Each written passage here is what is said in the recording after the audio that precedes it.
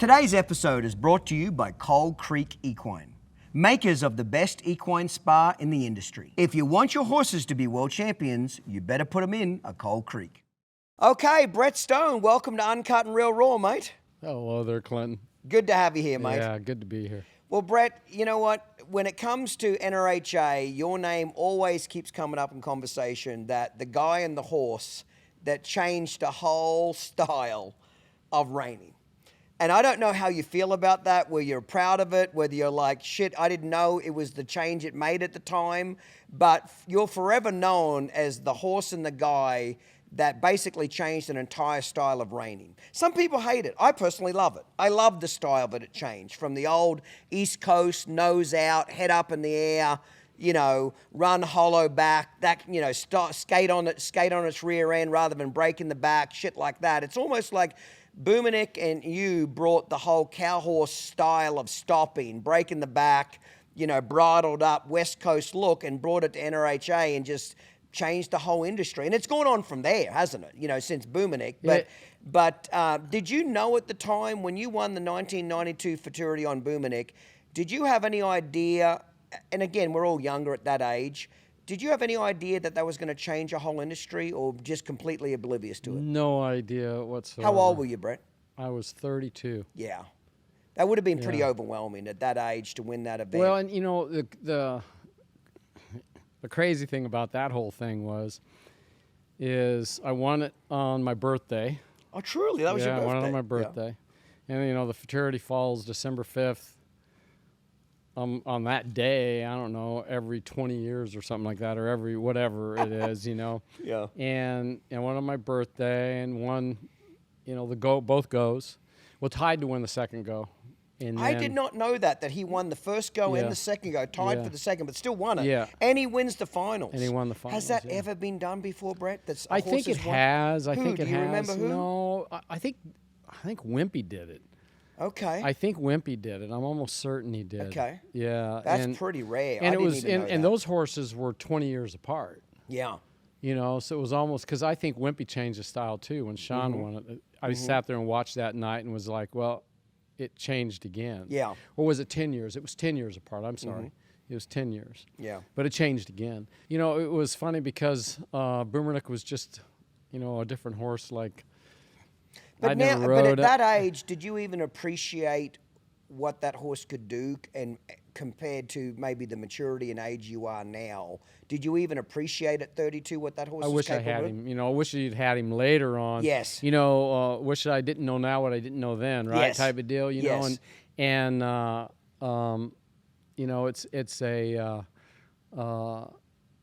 like, I had two horses make the final. In 1990, I won or was it 1989? I won the first go on one horse, and I won the second go on another horse, and both of those could have won that year. But you know, I went and thought I had to go beat somebody, so I went and trained them up to win the finals, and trained them and rode them and ended up with no horse. Yeah. You know, and it was a funny deal with Boomernic, because that would happen 2 years later. Skip 90 and 91.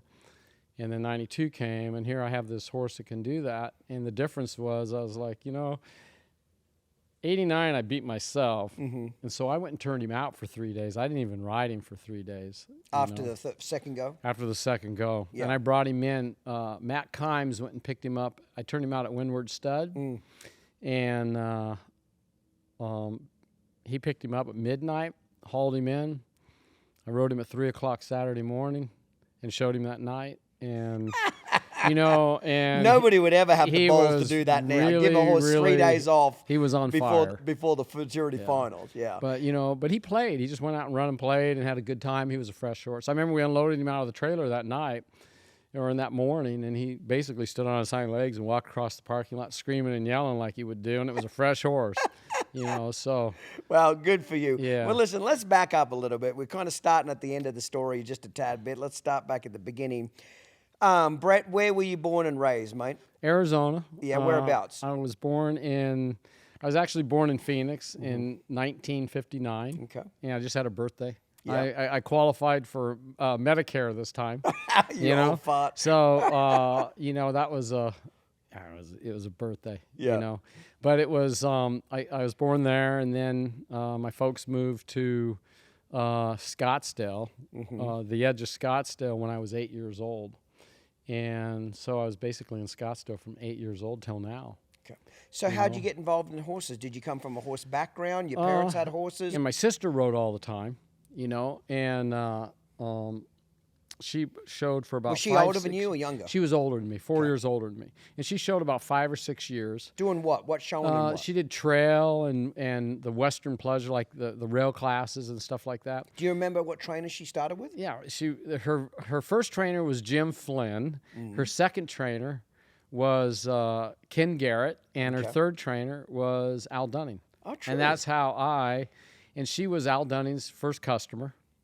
And So Al had just gone out on his own. he had just gone out on his own. He must have been 22 at the time, maybe when my sister started with him. And it was a funny deal because I had a crush on a girl that showed horses, and I got drugged to all the horse events with my sister. Yeah.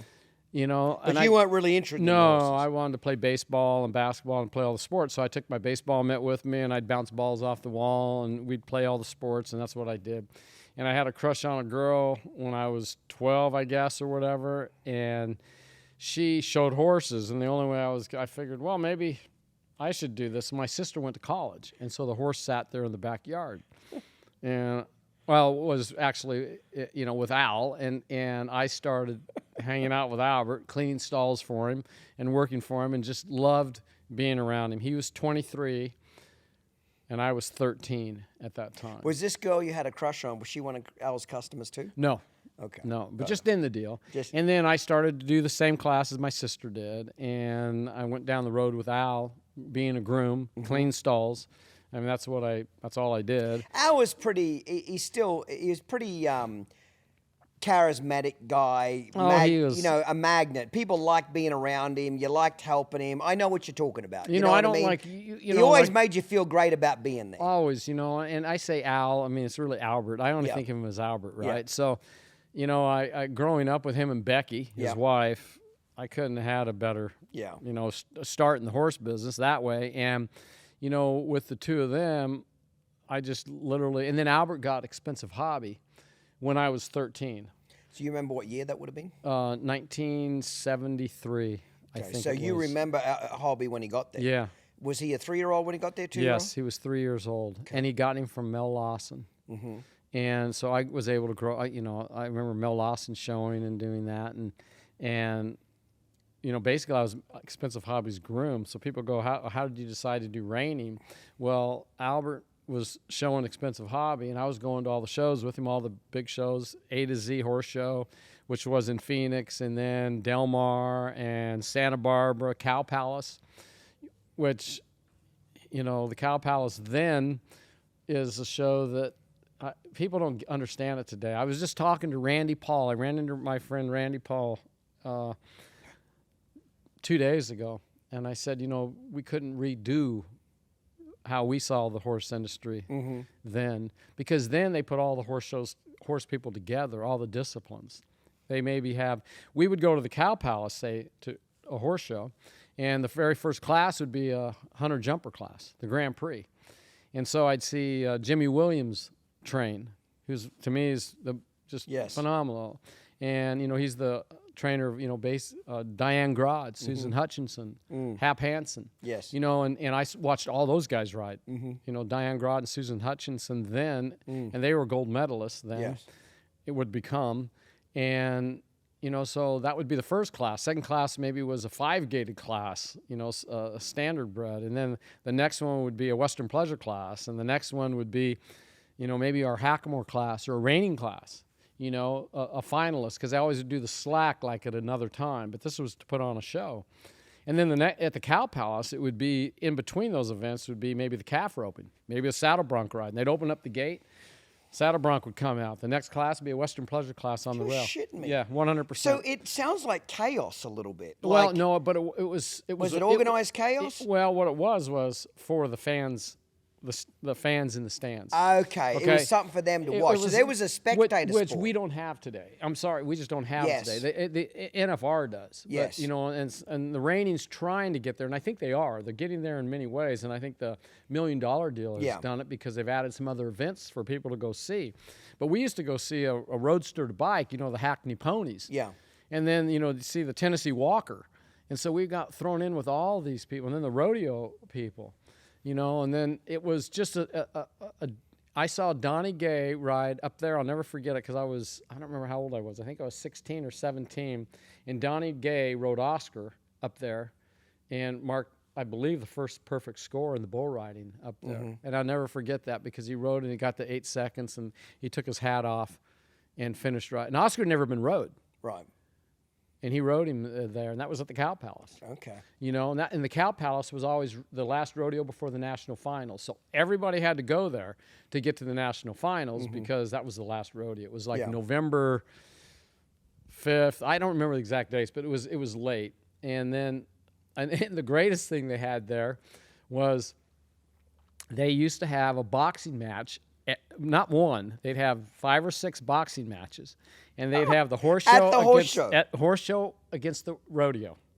Okay? So horse trainers would box against the rodeo guys. You're shitting me. And it would be the whole arena would be that they'd put it in. I don't know how many people were there, but it was rodeo on one side, cowboys on one, or rodeo on one side, horse show on the other side, and they would put in. I remember Lou Fisher fought. Let's Vote was. I remember all the guys were up there. So you just volunteered for this thing, like they'd be horse trainers. Volunteer, horse trainer would volunteer. But it was planned. They had weight classes. It was actually a real boxing with a referee and it was like the bells, the referees, and the whole thing. That was the big event, and they have that at nighttime. They'd have it at nighttime, and it was like everybody off. They didn't have everything was off that one night, and then that's the night they had the rodeo dance. And the announcer was the Hall of Fame announcer, Alexander, maybe? Don't know. That would be, I remember that. So it was just a completely different time. It was driven to be spectator watch. Yeah, well, I just remember going there like mouth wide open now in 16, 17, and I'm seeing all this.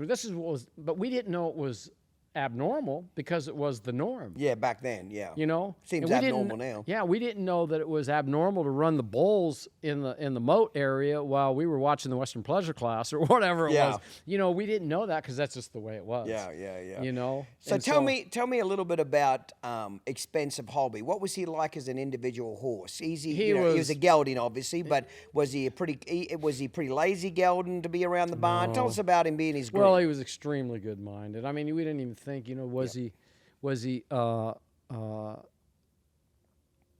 was so good-minded that you didn't even really think about it. I don't know that I can remember thinking of horses saying that about horses a lot. They were just individuals. Yeah. And he was just a great individual that could really, his athletic ability and turning and stopping.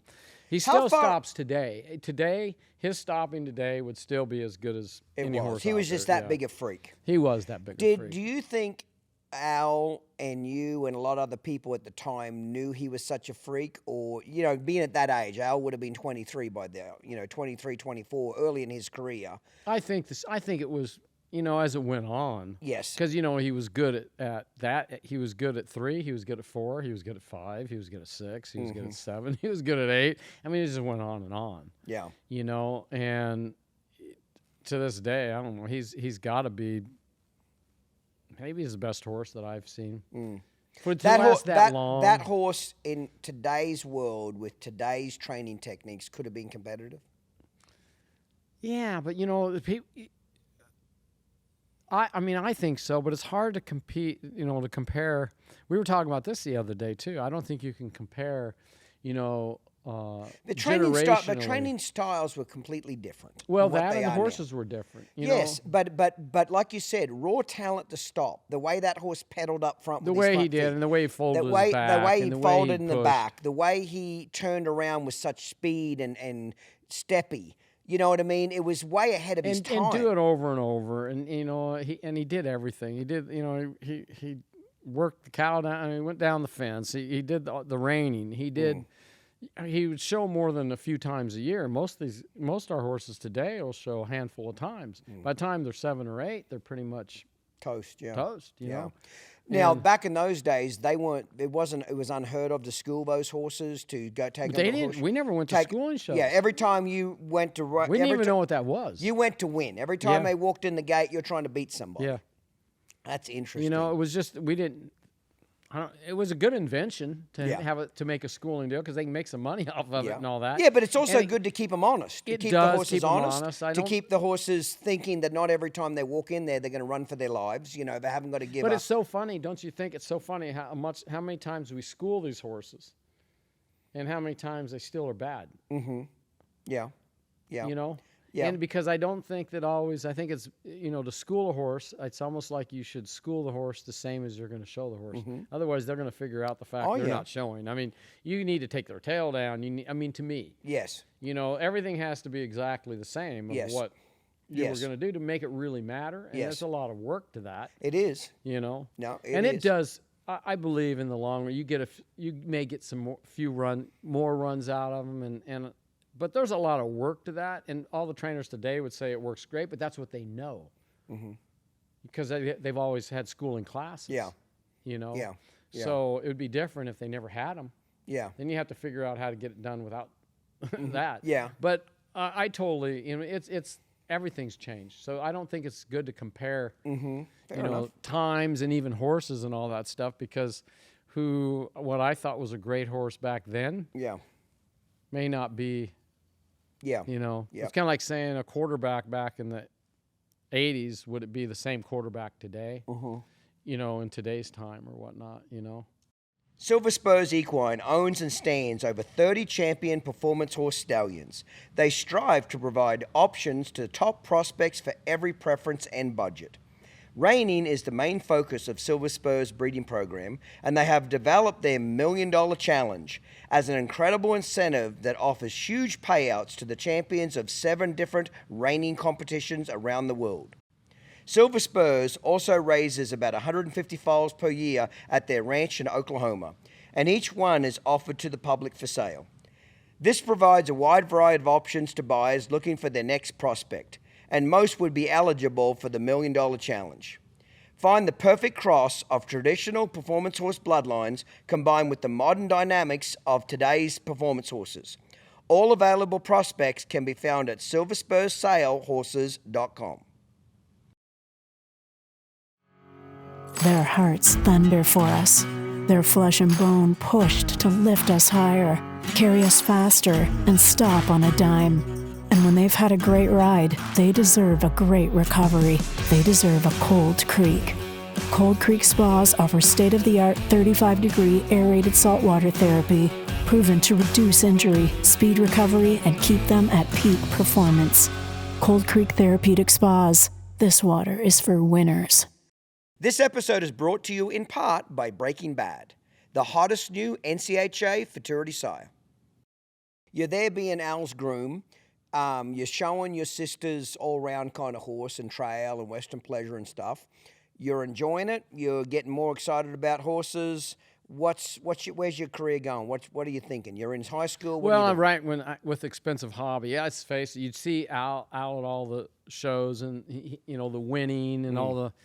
And it was a little different, too. I think the stands were packed with people. All the shows were. And so the highlight was they were always crowding around Albert. He was the celebrity. Yeah.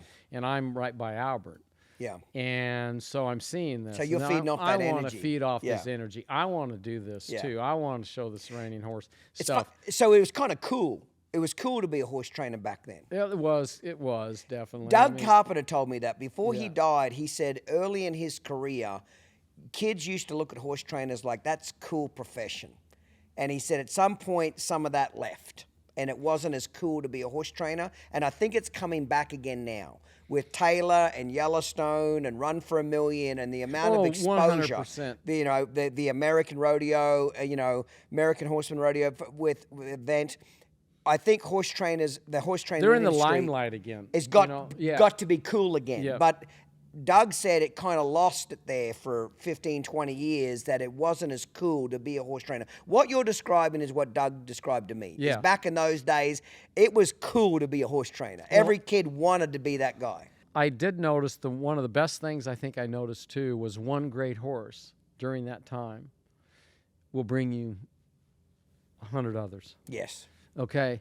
I mean, it was instant. It was overnight with Albert. I mean, if you take his career, and I don't even think of it, then it seemed like forever. Yeah. But go from 23 to 33, he's out of the horse show deal, and he's really wanting to do the cutting. Yeah.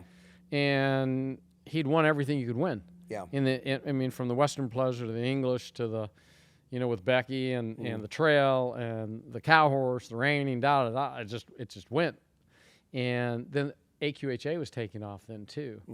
And so during that time period to see that, and one thing that was great about that for me too was Albert was kind enough, and I can tell everybody that today. I don't even know if he knew it at the time, but he never left me in the room at night when he would go do business meetings or have dinner with people. And so I was learning. I was the fly on the wall, and I was 13, 14, 15, 16, 17, 18, 19 when I hung my own shingle out. Yeah. And so all those years I was with him 24/7 basically. I think my folks basically they signed a paper, the release, that he was my, if anything happened, that Albert and Becky could do whatever. Yeah. Because they knew that I was done. Yeah. I never went to a school party. I never went to a high school dance. So how far did you go through high school? I went to graduate high school, but a funny deal is I got valley fever that last senior year, and they said to me, we'll let you graduate with your class if you come back in the summer and go to summer school. And I said, I'll see you next year because I'm going to go show horses all summer. Yeah. So, I got an extra, I had to go back 6, which was crazy because back then I had 2 electives and I took home ec and PE.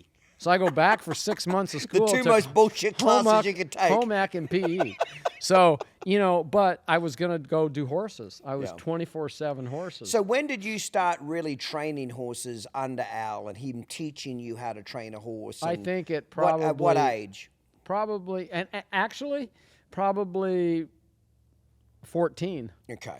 I hadn't rode that long, but Albert was the one that would put you on the easy horses and say, just jog them and go, play with their face. And, they need to be exercised, that type of deal. He wouldn't throw you into the, although one time he did take some, I broke some polo horses for a guy that had brought 6 thoroughbreds in.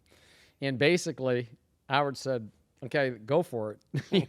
I mean, and, that's how you learn that type of deal. Yeah. And then, so he was your first real horsemanship mentor, though. Yeah. Learning from him, to doing the reining. He was really, if I say that in my lifetime, he was really my only mentor. Right. Because after that, I went out on my own. And that was 6 about years. 19. I was 19 years old. And what made you make that decision, Brett? Like, you're obviously enjoying working for Al. Like, I only worked for Al for probably 7, 8 months. I loved it. I would have stayed there many, many more years under different circumstances, because when I was there, Mike Wood was there. Yeah. And Mike had been there for 5 years, maybe 6. And I'll never forget this. Like, I loved working for Al. It was a phenomenal period, and I'm thankful for it. And I'll never forget this. Al and I driving in the car, and he looks at me, and I would have been 20 at the time. And he says, I don't know why he even asked this, actually, but he must have sensed something. And he said, are you going to stick around? And I said, no. And he said, how come? And I said, there's no future for me here. And he said, why? And I said, because Mike's been here 5 years. He's your number 2 in command. You're number 1. He's number 2. By the time you pick what you want to show Al and Mike gets what he wants to show, there's nothing for a third stringer. And I said, if I thought Mike was going to move on the next year or 2, I'd be here in a heartbeat. But I said, I don't think he's leaving anytime soon. Turns out Mike stayed another 6 years. Wow, yeah. So it was good intuition on my end. Yeah. And Al looked at me and he said, you're right. It's Code of the West. Yeah. He said, you're a talent. You've got what it takes. But he said, I will not put you ahead of Mike. It's Code of the West. Mike's worked hard. He's loyal. You've got to pay your dues and wait in line. And I respected that. I was not mad about that at all. But if I even sensed that Mike would have moved on, even within 2 or 3 years, I would have stayed because I loved working for Al. Yeah. It was a fun job, and he let me ride a lot of good horses and gave me quite a bit of freedom to go mess with them. You know, he'd pull me in, check me in, and check on me once a week and make sure that things weren't getting crazy. But he gave me a lot of freedom to be me, you know what I mean? Which I appreciated at that age because I could experiment with some shit and figure shit out. But I just didn't see a future there, you know what I mean? And that's why I moved on. And I'm glad for, you know, obviously Mike has done extremely well. You know, he stayed 11 years. I think he stayed 11 years total, I think he did. Yeah. And, you know, obviously Mike's cutting career took off and he's got a phenomenal business and phenomenal horseman. And so he did the right thing too, staying, you know what I mean? But that's the only reason I left. So at what point did you decide it was time for you to go out on your own? Well, you know, with the journey with Al at 15 years old, I got a horse named Doc's Cheshire Cat, which was my first reining horse. And at Al's place? At Al's place. So we bought him. I think we paid like $3,500 for him or whatever. Who's we? Your parents? My parents bought him for me. Okay. And then I had to work for Al to pay for the board and all and everything on him and training and all that. So I would go down the road and I would, with Al, and I was going to show him in the reining. But Albert had all the youth kids, too. I don't know how many youth kids he had, 12 or 14 youth kids. Well, I was a youth kid, but I was taking care of all their horses. So I was the youth kid taking care of all their horses. So they have the showmanship girls getting ready, and I'd be down, I'd paint all their feet, and I would do all the glitz and glamour for them and that, and then I would get all their horses ready to go do the pleasure.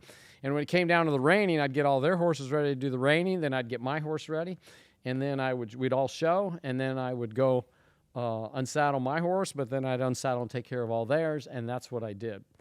And with that horse, Al took me and Becky took me to the youth finals when I was 17, and I won the youth finals with him. And so, and I wasn't supposed to. I was supposed to be like, I don't remember how many were in it, but I was not supposed to do well on this horse because he hadn't done well. He had a real problem. We called it the Cheshire veer because he would run. I'd aim him down the middle of the arena, and he would never run straight. He'd run to the left, and he'd literally run to that end of the arena.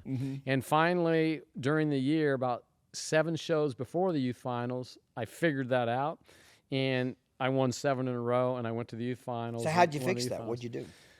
You know, it was literally figuring out the fact that maybe if I aimed the opposite direction, he would go straight. So you aimed over to the right, he'd run down the middle. Yeah. and you know, it was one of those things too, was that he had a way of like, you know, being taken advantage of, and he always had. Earl Bimpson had him. I bought him from Earl Bimpson. Earl had a broken leg, and that horse learned how to run off on the ground because he had a broken leg. So he would just, no matter where you led him. See, he was a bit of a bad mind. Oh, he was. Was he still a stud? But I loved him. I loved him. You loved him? I loved him. You I thought fed it was him a carrots challenge. every day, especially after he won the youth finals. But, you know, that was kind of the one thing I think where I was like, okay, you know, I can really do this. Was he a pretty talented horse? He could really stop. That's the He could really stop. That's right. How was he bred, do you remember? He was by Clark's Dock Bar. Okay. Was that a Dock Bar son? Yeah, son of Dock Bar. And really pretty head. Looked just like a Dock Bar. I cried when I had to sell him. And why did you sell him then? Well, I mean, after that, I took him. I did the cow horse on him the next year. You know, 19, I still had him. And at 19, I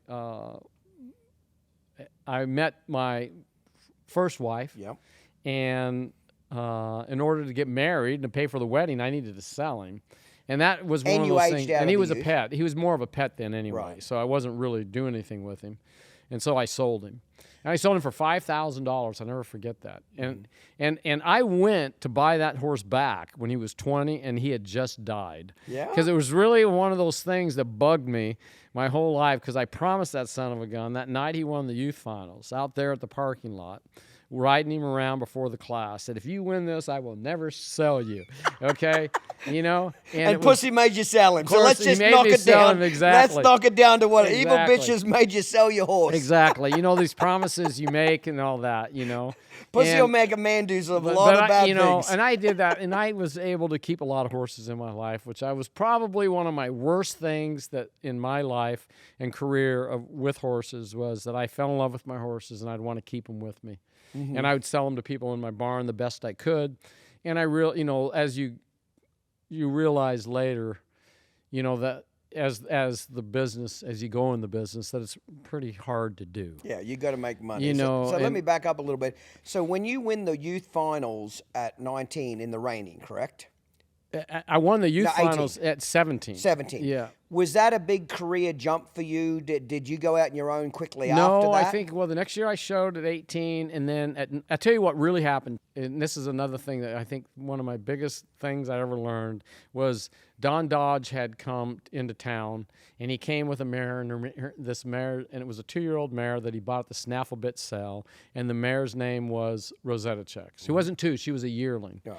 And she was going to need to be started. Oh, no, maybe she was 2 then, but we didn't start our horses till later, till they were 2, till they were really 2. Today we start them as yearlings. We didn't start them then because we didn't have futurities. Classes were for 4 and 5-year-olds. The Hackamore classes were for 4 and 5-year-olds. Could you show a 4 and 5-year-old in the snaffle or not? No. Not in a Hackamore class you couldn't. No, but in a normal, was there a class 4? No. No? Truly? No. Snaffle Bit Futurity wasn't around at the time. Okay. And so this is the separation of the West and the East. Mm-hmm. The West Coast was mostly Hackamore horses from 4 and 5-year-olds. And then at 6, we put them in the bridle. Yeah. And so, they lasted much longer. And the career in the green bridle, they even went in a whole year of green bridle. So maybe they didn't even show them the bridle, open bridle, till they were 8. And a green bridle would have been a 2-rein where you could use your fingers between the... Or no, not necessarily, no. A green bridle would just be first year in the bridle. Okay. So we'd go from Hackamore 4 and 5, and then to the green bridle 6, and then to the open to the and if you didn't show them in the bridle, say you skipped a year, they could be 7 years old into the green bridle. Was the green bridle where you were allowed to keep fingers between the reins or not? No. Did you have to hold it? Was just the first year. So in the they bridle. were just you were only competing against horses that had been shown first year in the bridle. First year in the bridle. Okay, so what I'm saying, it's not like the 2-rein where you're allowed to feather the reins a little bit and things play with changed, a lot with all that. But at the time when Don came to Arizona, which he wintered there, he brought Rosetta Checks as a baby for Al to start, and Albert had broken his leg. How did he break his on leg? a fall? I believe it was on Expensive Hobby at the Cow Palace, where he I got to think on that where he broke his leg. But he had broken his leg. I remember he had gotten hurt on Expensive Hobby, taking a fall at the Cow Palace, because at 16 years old, mind you, I had to go, they flew me to the Cow Palace to drive the 6-horse with Expensive Hobby in it home from San Francisco to Arizona. At 16. Okay? Yeah, and I'll never forget that trip because the brake fluid was leaking in the car, and I had no brakes, and so I had to stay in San Francisco overnight in a sleazy hotel downtown. I mean, it was the sickest place that you could ever imagine. I mean, the stains on the wall of everything, of the sex and everything else that was going on. It was what's the name of this hotel again? Exactly right. Yeah, I'm sure it's gone now, but the truck got fixed, and I'll never forget it because I drove across the Golden Gate Bridge that night to go pick up Hobby. He was staying on the other side at a place in the hills outside of San Francisco, and I started to lose brakes again. And so I thought, well, I'll get a bunch of brake fluid. And I'm 16, okay? So I'm thinking, okay, I want to get home too. And I hadn't slept because of that hotel. Mm-hmm. And so as we're driving home on that trip from San Francisco, I just kept adding brake fluid I'd stop about every hour and I'd add brake fluid. I get to L.A., swear to you, I get to L.A., and I go to open the hood, and the hood release came out in my hand. Now I can't open the hood, okay? So I was, what am I going to do? I thought, well, I have, we got it. We got that fixed, but they did not get the brake fluid deal fixed. And I came home, and the hood release broke again about Yuma, and not Yuma, but Blythe. And I said, I'm just going. I don't care anymore. I'll just ride it off trailer brakes. And I drove, and I'll never forget going down in Sun City. I made it all the way to Sun City without only doing this trailer, the 6-horse trailer with trailer brakes. And a motorhome pulls out in front of me. I'm in Sun City, which is just like 4-lane, and slams on his brakes to make an illegal left turn. And I have the trailer brakes hooked, and I'm turning that wheel sideways of the truck, and I got out of that car, and I chased after that guy down the road, okay, flipping him off. I'm 16. What else am I going to do? Call him every name in the book, every name in the book. And I got home with Hobby, on that trip. But I know that happened, and that's right when Don Dodge would have brought Rosetta Checks. He'd been hurt. Albert couldn't start her, so I did. And I started her in the arena, and I took her out to the desert. That's when we rode out in the desert all the time.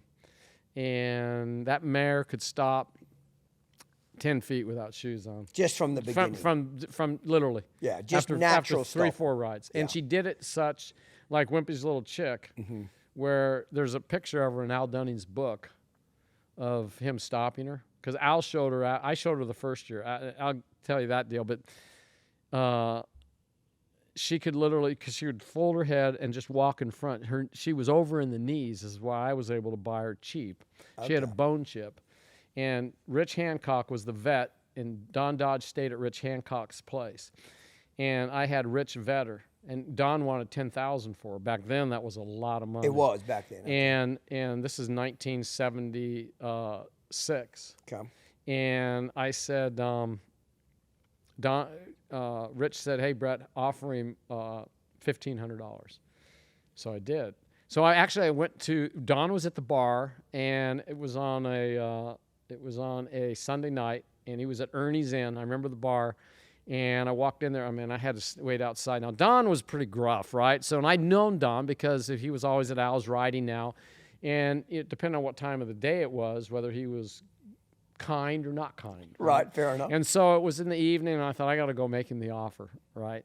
So I went in there, and I made him the offer, and he looked at me, and he cussed me up one side and down the other and said, take the, get me that blankety mare, and, I'll load her up in the morning, and he was insulted. But you told him why you offered him a low I did. ball. I told him about and Rich. Yeah. I blamed it on Rich, actually, who was a good friend of his. I blamed it on Rich told me to do it. So anyway, I went home that night about in tears because I wasn't going to be able to keep this mare. And I'd started her and rode her, and I knew how long she been in training by this point? I probably had rode her about 4 months at the time, but she was. Like I knew you. Was she the most naturally talented horse you'd ridden up to then? Yeah, she's the only horse I have. She's the only horse. She's the only picture of a horse in my house. Yeah, and she's above the fireplace. And she was beautiful. She had that long mane that you see on these horses today. What they didn't have then. Long foretop, long tail. She was elegant and beautiful. Les Vogt told me she was out of the best broodmare at the time that he'd ever had. It was a mare by old granddad, and her name was Bourbon Rose. And she was not by King Fritz. She was by Fritz D, who was the only AQHA champion by King Fritz. Okay. So she was beautiful. So get back to Don Dodge. Yeah, so he Don cusses Dodge you out, kicks you out of the bar. He kicks me out of the bar, and the next day I get a phone call about 7 a.m. in the morning. He's leaving at 10. He says, "You want that mare?" He goes, "You have me that money. I'm leaving at 10 a.m. He says, "You can have that mare." Yeah. And you went up and gave him the money. Actually, I got an SBA loan. Yeah, I got an SBA loan for $1,700. So he wanted $1,700 is what the deal ended up being. So I bought her for $1,700. And what did she do for your career, that horse? She changed everything. Tell me what. Yeah. Well, because so you're out on your own by now. Well, no, I was just going to turn 18 years old. Okay, so you bought it while you were working for Al. Yeah, and so at 18 years old, I go to Del Mar with her. I remember I was riding her in the desert once, and I used to ride her way out in the desert, and we had some sliding tracks out there, and she'd stop. Seriously, she stopped 40, 50 feet. I mean, she was incredible. No matter how hard you ran her, she would stop, and your front end would take off, and she was a freak. And Albert, I guess he had hidden in the back somewhere on a horse, and he was watching me ride her. And he didn't tell me at the time, but then he told me later he'd watched her, and he goes, "She's pretty good." Yeah. And I'd been hiding her from everybody. You know? Because I you didn't want to anybody sell her? Well, and I didn't want anybody to know her. Back then, I still was that way always through my life, career. I didn't ever talk about my horses. I just didn't tell anybody about them. But were you worried somebody's going to try to buy her from you? Why did you No, hide her? because I owned her, and so it was, you know, that wasn't going to happen like that. But I more or less allowed to show up with nobody knowing what you had. Okay. You know, that type of deal. And it was funny because I was always really funny like that. People would ask you what kind of horses you had for the year, and you say, "Oh, they're pretty good." You know, whether they were or not. You know, I just didn't want to ever tell anybody. And things changed when all the you know, social media, not was just with social media, but when all the guys came to work for me, because this is when I was on my own and people started to come to work for me, because then they would talk about everything. But I was always very quiet that way. So when that mare, so let's get back to, I'm trying to figure out well, the key. I show her at 18, and I win the A to Z horse show, which was one of the biggest shows at the time. And that's in Phoenix. That's in Phoenix. And then we went to Del Mar, which was the show to go to. And there's Ronnie Richards, Don Murphy, Stan Fonson, all the legends that I grew up with, Smokey Pritchett, I don't know, everybody you can think of. And I'm 18, and I have this mare. And she's a 4-year-old by now? She's a 4-year-old. In a Hackamore. Yeah, and the first time I showed her, I remember Bobby Ingersoll judged her, and the second time I showed her, I can't remember who judged, but at Del Mar I showed her, and I win the prelims. So I won the prelims on her. In the Reining or you know, in the Hackamore class, which would be the Reining. Just a Reining. Hackamore was the Reining. Yeah, class. it was the Reining. And California was separated by, down south it was all raid work, up north it was cattle work. So it was really a discrepancy in that, and how that happened like that. But she got to be pretty well known. I mean, because there was this 18-year-old kid, and she was great. So you won some on them. Yeah, I did, but every time the championship class would come, I'd end up second. I'd get so nervous before, because I had to show this great mare, and I was the one supposed to win it. I'd end up second, and so then I ended up second at each one. So the next year I gave her to Al to show, because I was a smart businessman that way too. And I said, you know, your pride is a little bit different than that, and I've done it my whole life like that. And Al went undefeated with her. He just won everything with her. So she just fit him like a glove? Yeah. Were you still working for Al when you gave him to Al? No, actually, I think, well, I was. Maybe I was, and I was just getting ready to go on my own, because I would have been 19 then. Yeah. You know, and, but it How was... come you didn't want to keep it or try to keep boosting your career? If you're ready to go out on your own, how come? Because I wanted that mare to get her just deserve, and I didn't want it to be me to stop her from being known as this mare that was, you know, that capable. Yeah. And I can say that, you know, later in my career, I did it with Smokin' Wiz with Andrea. You know, I did it with other horses. I did it with Titan. Yeah, you did it. Okay, I did it with deal. Titan. I you know, we did that YouTube series with Titan, and I didn't show him at the Futurity because he was a little bit green, and I told somebody I'm sending him to Andrea, and he said, why? And I said, this horse is a truly great one. I said, he is better than what I am. I don't have the show experience. Actually, I think I said it to Al. That's who it was, actually. Al saw the horse, and when I told him I wasn't going to show him, he said, why not? And I said, this is a truly great horse. And I said, I don't have the show experience for this horse. For my career, this horse would be great for me to go show. It would really get me in the pen and give me a boost of confidence to go show a great one like this. But I said, this horse is truly a great horse. He needs a great trainer that's already been through, you know, the beginning stages, knows, and, you know, obviously Andrea by that point was probably won $6 million by then. And I knew this horse could go to a much higher level. That's why I didn't show that horse. So I can appreciate your point of view. When a true horseman appreciates how great their horse is, they want the horse to win. Well, yeah. You want the horse to win more than you want to win. Yeah, I think that's how it felt for me. It is. 100%. I wanted that horse to win more than I wanted to win. Yeah. Well, the horse, I think, becomes your family. Uh-huh. You know, and like I said earlier, some of the horses, you know, I've had, when I fell in love with them and I loved them like, you know, as I would, you know, people or whatever like that. The nice thing about horses for me is when I rode a horse, I could disappear from everybody else. So, you know, I could be out and away and that. So Al got along with this horse really well. Yeah. And how long did Al show that mare? 1 year. Just one year. We showed her 1 year. Then her knee got bad. She blew because the knee she was out. over at the knee. Yeah, she was over at the knee. And you retired. Well, You we just bred started her. bred her. She had 2 world champions. And, So she did produce. Yeah, she produced, and she had one named Rosetta Oak, which won the world in the junior reining, the amateur reining, I think, same year that Bob Loomis had and showed. And you still owned her? I owned Rosetta Checks. No, yeah, but the mother. Yeah, The mother. So you still owned her during a breeding career, or did you sell to somebody as a breeder? No, I had her. Okay. I had a customer that owned her with me. So when you went out on your own, did you have trouble getting business? No, because I had Rosetta Checks, and then it was, and then I had another horse named Brandon Bob. That was the very first horse I got paid to train on my own, and he won everything for me with him. I showed him in the bridle. And you're specializing in reining or rein cow horse? Reining. Just reining. Just reining. I never did the cow horse. Why did you? A little bit I did. Why did you not get attracted to that, Brett? When you were I around felt out? like around that you really had to have the cattle. Yep. And you had to dedicate yourself to it. Yep. And I could have 60 head of reining horses in training, or dry horses, as we would call them, and to do the other. I did it in the beginning when I went on my own. I had a place where I had cutting horses, and I had the cattle over there, and I had a place at Pretty Penny Ranch where I had the reining horses. So I'd start in the morning, I'd ride the cutting horses, and then I would go and I would do the reining. But then I was like, I hated doctoring cattle, and I was just this is like way too much time to do this. The cattle events are a lot more time consuming. They are by far. Especially you have the to cattle. do it all the time. You have to become part of them and understand it. I admire it today. I mean, it's not just today. I've admired it my whole life. Anytime I had a horse that needed to go work cattle, I either sent him to Todd Crawford or Bobby Avila, one or the other. Yeah. And they were the 2 best. So it was like, okay, well, I didn't need to do it. Yeah. I mean, it was like sending him to Al. I mean, Rosetta Checks to Al.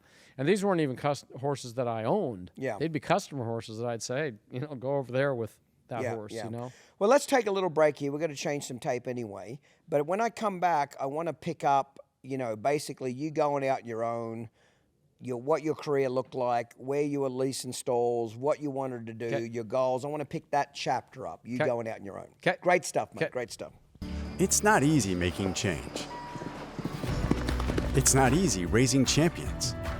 It's not easy breeding excellence. But the equine industry demands nothing less than the finest. That's when true greatness is born. At Valley Equine, we nurture that greatness every day. We cultivate the next generation of champions, the future icons of the arena. There's a lot of dedication involved, and we've been committed for more than a decade. Through trials and triumphs, we've been there, steadfast in our mission. Today, we are the leader in equine breeding, with specialized expertise in producing tomorrow's champions. We drive the evolution of equine excellence through innovation, empowering breeders to shape the future of the industry. We firmly believe that the world of equine breeding is constantly changing, and that we can too.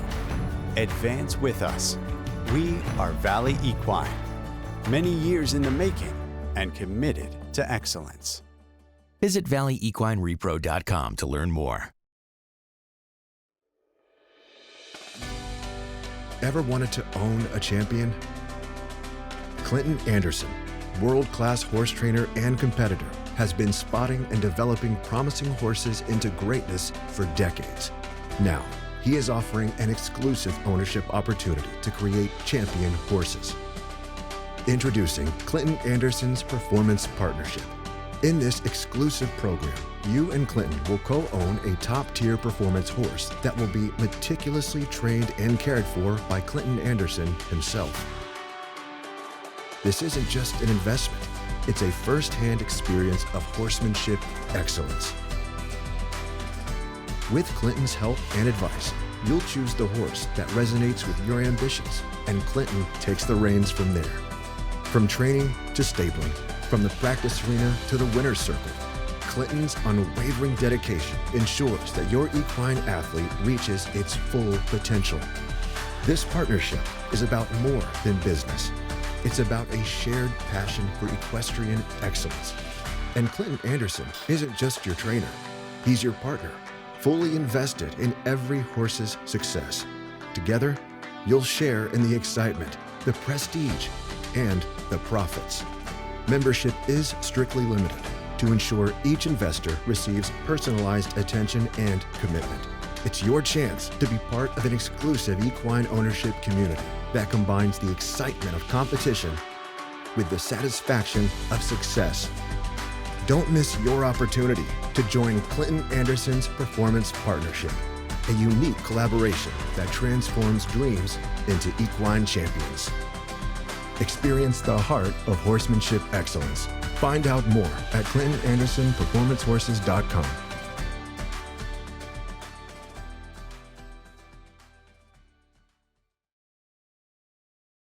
This episode is brought to you in part by Valley Equine, managing stallions that represent the performance horse industry's finest. Your career, what was the deciding factor for you to go out on your own? You know, you enjoyed the years you were with Al, you learned a lot, he was a big mentor to you, him and Becky. What was the main deciding factor to start your own business? Was there you said you got married around that time, was that it? I did. No, Do you remember why you went out on your own? Were you trying to buy some property, a house? No, it was getting the horses to ride. I wanted to ride the good ones. I wanted to end up in the winner's circle. I wanted to end up being... So let me just ask a question about that. The king of the hill. Okay. So at that point, was Al still heavily involved in the reining? Yes, he was. Okay, so he was going to get the pick of them, basically. He was going to get the first crop of horses, first string of good ones.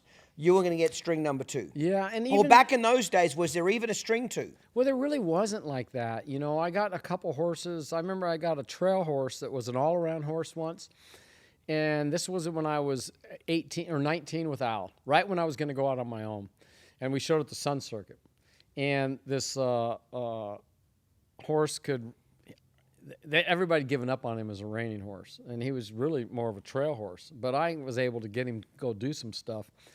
And he didn't stop really good, but he could do all the rest of the stuff pretty good.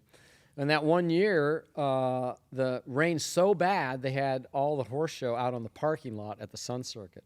And so this is a funny deal because of that deal, I remember then that I was like, well, I don't have to worry about my horse falling down, so I can run hard because he would stop on his front end and he would stand up. So I won the reining at the Sun Circuit on this horse, and it was really... Because he wouldn't stop. Yeah, and it was one of those things where like everybody was kind of shocked. I remember Carol Rose and Matlock Rose, and that was back in the time when everybody was, Sun Circuit was a big deal. And there again, it was another little, wow, where'd this guy come from to win it, out there on the parking lot and be that crazy. But I also knew the horse would not fall down.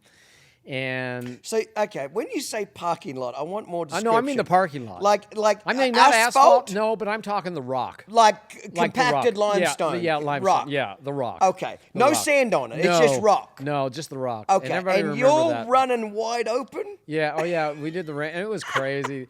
The things we used to do, and of that year, from that point on, I was still working for Albert, and then shortly after that, I would go out on my own, and I had Rosetta Checks, and I had Brandon Bob, so I had 2 horses. Mm-hmm. And now Rosetta Checks, and maybe I showed her once or twice more, but not much. I mean, if at all. But Brandon Bob I had, and he would go on and win all the same classes Rosetta Checks did, and then when in 1986. They had the first NRHA reining in the West, and it was at the Santa Anita Fairgrounds, Santa Anita Show Park at the racetrack, and they were promoting the LA Olympics. And so NRHA... This is 1996. 1986. 86. 86. So I went and showed Brandon Bob there on the track. And he was one horse, like they would have the AQHA reinings over here and these championship classes, and then they had the NRHA reining in another arena. So what was different about the NRHA reining? Like back in those early days? Back then, our classes in California were do a figure 8, and then it was a stopping contest and a turning contest at the end. So you would do a figure 8, change leads. Basically, it was just get your leads changed, okay? No speed control. No, just change your leads, and then let's get on with the show. And that was run down and stop like a cow horse class. Yeah, Run down, stop. 2.5 turns. 2.5 turns, run down the other way, stop. Yeah, and then go to the other end, stop. Go to the middle, stop, back up, or maybe another long run, and then, turns in the middle. That was basically it. And so it was basically a stopping contest. And then NRHA came, and then the AQHA was do the AQHA patterns, which was much simpler than the patterns today. So they were one less circle. You know, it was big, fast, small, slow. That was probably the most complicated one. And I can't remember all the patterns back then, but there was only 5. But what happened when NRHA came in? What were the biggest When NRHA wows? came, they added more of the precision of everything and the pattern to everything. So now we were doing all of our stops and our turns, but now we really had to do circles. We had to do big, fast, small, slow, and a lead change in the middle, and big, fast, small, slow, lead change in the middle. And it was still somewhat of a stopping class, you know, but so we had to learn, you know, they brought their patterns. And I don't remember how many patterns NRHA had back then. I think 6 maybe. I don't remember. But I showed in the NRHA reining deal, and I won the first go, and I won the second go. And there was about, I don't know, 30 in it or something like that. And he ends up winning the deal. And Burdette Johnson is one of the judges, and Dick Peeper is one of the judges. Okay. And because of that, that's what took me to go to ride at Dick Peeper's. Take horses. The best thing that happened for me in my career was Al Dunning, and then I stepped away from Al when I went on my own. But I also started getting a barn full of horses, and so what I was mainly reining horses. All or what reining, kind of mostly horses? reining horses, and I had pleasure horses because I was married. Western pleasure. Carrie and I, Karen Stone. That was your first one. That was my first wife, and Dunlap Graham is her name now, and. We did the trail, Western So she was a Pleasure. horse trainer too? Yes, and she did all the performance classes. I did the reining, but I would ride both at home. Yeah. I mean, I would train the pleasure horses, and I would do that, and then she would show them, and that's what we did. Okay. And so as we were doing that... was it hard for you to adapt to the reining new style, new pattern? Was it difficult? Was it a bit of a shock to the system? But Not NRHA? really, because lead changing was one of... I mean, I like to think that lead changing was made easy for me. But only, you know, just separating the speed control and the stops and the rollbacks. Did everybody on the West Coast think that this new style of reining was like wow or difficult, or what was the feedback? I think it was. I mean, it was totally different to everybody. Yeah. But we did have it the AQHA shows somewhat, right? Okay. So, you know, doing AQHA, but I didn't do as much AQHA as, you know, as I did the open classes and the reining type of deal. Right. I did go to the World Show each year, though, so that's not really the case. I always qualified a few for that. And then it was different. You could only qualify 2, right? And then didn't they add one, or was it? I don't remember. Then they made it to where you could qualify 2 if you had a gelding. Yeah, something like that. Something like that, right? So, so when the reining came, you know, we were pretty prepared for it, I think. Okay, you know, that so it type wasn't of a deal. major change you had to make. So, Biggest thing was you know, the style difference was the difference in the way they stopped. Like, I had not seen horses stifle stop like that. Yeah. When we say stifle stop, stand up and stop. Yeah. And they stand up in their stifles, they slide, they're kind of hollow back. They slide a long ways. But Yeah. they don't break in the back. Correct. Like, you know, dirt up to their I remember seeing photos of Les Voigt stopping those cow horses in fucking mud. Yeah. And there's mud up to their hocks. Yeah. You know Yeah. what I mean? Yeah. And there's so much space between the back of the saddle and the horse's ass. You could stuff a football up underneath them. They're breaking in the back. Yeah. You know what I mean? Yeah, sure, their nose was out a little bit, but they all were back then, even the reiners. So think about that for the audience listening. Think about that stop, you know, breaking in the back, hocks buried, to skating. You know what I mean? 100%. And a lot of that came with the ground. Yeah. Because we didn't manicure the ground like Yes. they manicured the ground. You know, they and, you know, it was a little bit of, you know, shoe-wise. We had shoe rule.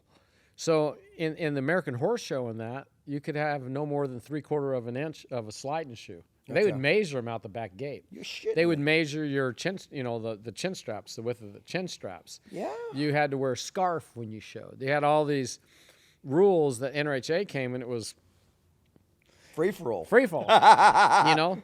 And so, you know, it was, but leading up to that, I mean, when I left Al's and did that, I was able to load up horses. It wasn't hard for 6 you to horses. barn full of horses. No, not with the horses that I had Showing. young. Yeah. That people wanted to, you know, there were people that, like anything else, it was the new kid on the block, and let's give him a try. And, Al was the one that was going to get these horses. And then Al was also transitioning to the cutting. Yes. So at that time, it was a little easier to get reining because he wasn't taking all the reining horses. That's kind of where I was going with that question. Why didn't you just stay there and take over the reining division of Al's barn? Because he was wanting to get out of reining. That's why I asked, was he still doing reining? Because in my head, I'm thinking, okay, Al's wanting to go cut cows with Don Dodge a lot more. Didn't that give you an opening to get those? Well, I think so, but then also, don't you want to kind of be your own boss? I suppose so, yeah. I mean, so it was kind of like I wanted to wake up in the morning when I wanted to and do what I want to do, which wasn't probably always good, Yeah, I agree. Because, as life went, I had, responsibilities that didn't always get met. But I was able to load up those horses, say 6 good ones, and I was able to go ride with Benny Gatrone. I went and rode with Dick Peeper. I went and rode with Loomis. I went and rode with Billy Arthur was an amazing one. When I became friends with Tony Amaral, went and rode with Tony Amaral. And Bobby Avila. I mean, all the ones that I wanted to learn or go ride with and learn from. Who was the next big influencing Dale horseman? Livingston was probably one of my biggest ones. At that stage of your career? Well, after Al. Who was after those. Al that majorly influenced your horse training? Probably Billy Arthur. Okay, I've never heard of Billy Arthur. Yeah, Who Billy is Arthur he won the snaffle bit back in one of the early ons with a mare named Alito Bay. And Where was he from? California, phenomenal horseman. His mentor was Les Vogt. Okay. As good a horseman as I've ever been around. What did he show you that you were wow about? What did he show you? What did Just he the tell Billy you? rode off the seat of his pants. A little bit like Casey Deary, I guess we would say today, like that. So I was able to really just learn these new things about feel and things that I thought I had, but now it was really learning about feel. And more feel than technique, like more feel than techniques? technique, exactly. And then it became the door started to open, and then it became Billy and What Benny. was his horses doing that was different to yours? Well, were they stopping better, turning better? Loose up front, free. They were free and they showed free. They were not mechanically done.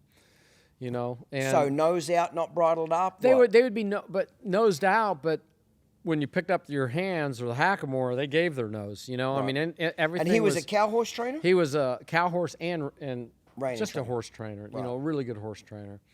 And then I went to I'd say Benny Gatrone after that. And so what was the biggest takeaway from this Arthur guy? If you could name 1 or 2 big takeaways that Brett Stone learnt about training horses or the horse business from Matt Trainer. A lot of it too was buying horses and really studying and buying and what to look for. Conformation-wise? Conformation-wise. He had a horse named Quicksilk Command. He also had probably the very best set of Bueno Checks mares you could ever have. I bought Linda Checks from him.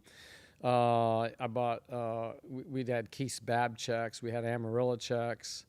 We had Cheryl Checks. About a bunch of great mares at that time. And so mares, I was riding mostly mares now. Why?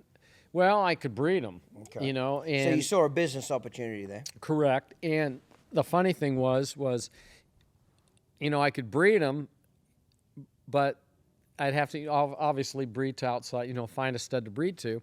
And then all the guys were telling me, my friends who train, said, hey, you're really going to love it when you get a stallion that you train and ride and you breed them to the mares And that's when I had Doc's Fritzy Command come up and Oki's Lil Rose come up.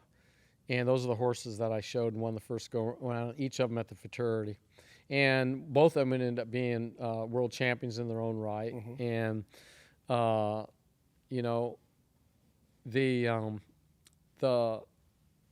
and then I was crossing them on these mares, and I was seeing what they were talking about. Were you selling these foals to your customers? Is that what I you were was. trying I was to selling do? to customers and outside also, and we were developing a brand, and we developed a brand during that time, the Stone Ranch brand. Yeah. Well, let's not get too far ahead because I want to back up on the horse training a little bit here, okay? Well, I want to get to the whole Stone Ranch deal because that was a big deal, especially when I got into reining. So, this Arthur guy, who was the next horseman? Benny Gatrone. Okay. Yeah. What about Benny? What'd you learn from Benny? What was Benny doing? To frame him up and, to really, frame him up and really get the most out of them. And again, on how to make them break their back and use themselves. And Now, I also learned at that time that there were guys that would be different than me because I wasn't as big as they were. So some of these friends of mine that were bigger could get more out of them in certain ways because I couldn't, because I wasn't, that. They were manhandling. They could manhandle them more than I could, right? And so, from that, I would say, but I also learned from Benny about, so much about framing them up and when you say frame up, you're talking about collection and framing them up and driving the rear end, keeping the rear end up underneath them and to use themselves. And then I was able to take a style that then I think after that it would be Dick Peeper, and then it would be Let's stop now. Let's go back to Dick. So before we move on from Benny, framing them up was a big deal. Collection. It was big. Was that any other big takeaways from Benny? Not really that I can think of on that. So was Benny's style, I'm getting the impression Benny's style was quite a bit different from that Arthur guy. What you said, that was a lot more free, didn't have him bridled up as much. They had two different styles. Exactly. Which did you like better? Both. I mean, I honestly say that I took something out of each one of them. Fair enough. I mean, I can't say that any one of them, they won so much. They're such great horsemen, all of them. And each person I say is as good as they could be. Yeah, they found their style. They found their style. Yeah. But what I was able to do between two guys, I think that was able to, what really took me to a place in the reining different was circling and turning, and that kind of came from a style from Dick Peeper and a guy named Ronnie Richards. Okay, so we'll move on from Benny to Dick Peeper next. What attracted you to Dick, or want to go ride with him? What was his horses doing that you were like, fuck yeah? The horses would turn around, and they would turn around fast. Yep. Fast. Now, they turned a little bit with a reverse arc to the outside. Okay, so a little bit shoulder first. Yeah, and they could really run and stop, and they were aggressive. He was an aggressive rider. Very aggressive. What year did you remember seeing Dick train horses and show that you were like... 86, 87, 88, 80. Because the year I met him when he judged, the NRHA Reining in the West that I won, he was one of the judges. And then I went to his place and rode. He invited me there. And I took 6 horses and stayed a week or two. And, then it kind of transpired, this love of the reining. I remember that same year, I believe I went to Dick Peeper's and I went to the Texas Classic at the time with him. And this was my real introduction to really heavy duty the reining, because it was they were going to have a $10,000 open there. And so I took the horse that I'd won the Santa Anita on, and I took him to the $10,000 open at the Texas Classic. Where was that held at? It was at the Dallas Fairgrounds. Okay. And that's when they had the NSBA pleasure deal. They had all the quarter stuff, and then they had no set hours in the arena. It was everybody at once, no separation of English, Western, anything at all. So I ride up to the gate at the first time at this thing, and I'm on Brandon Bob. I'm standing there looking at this arena.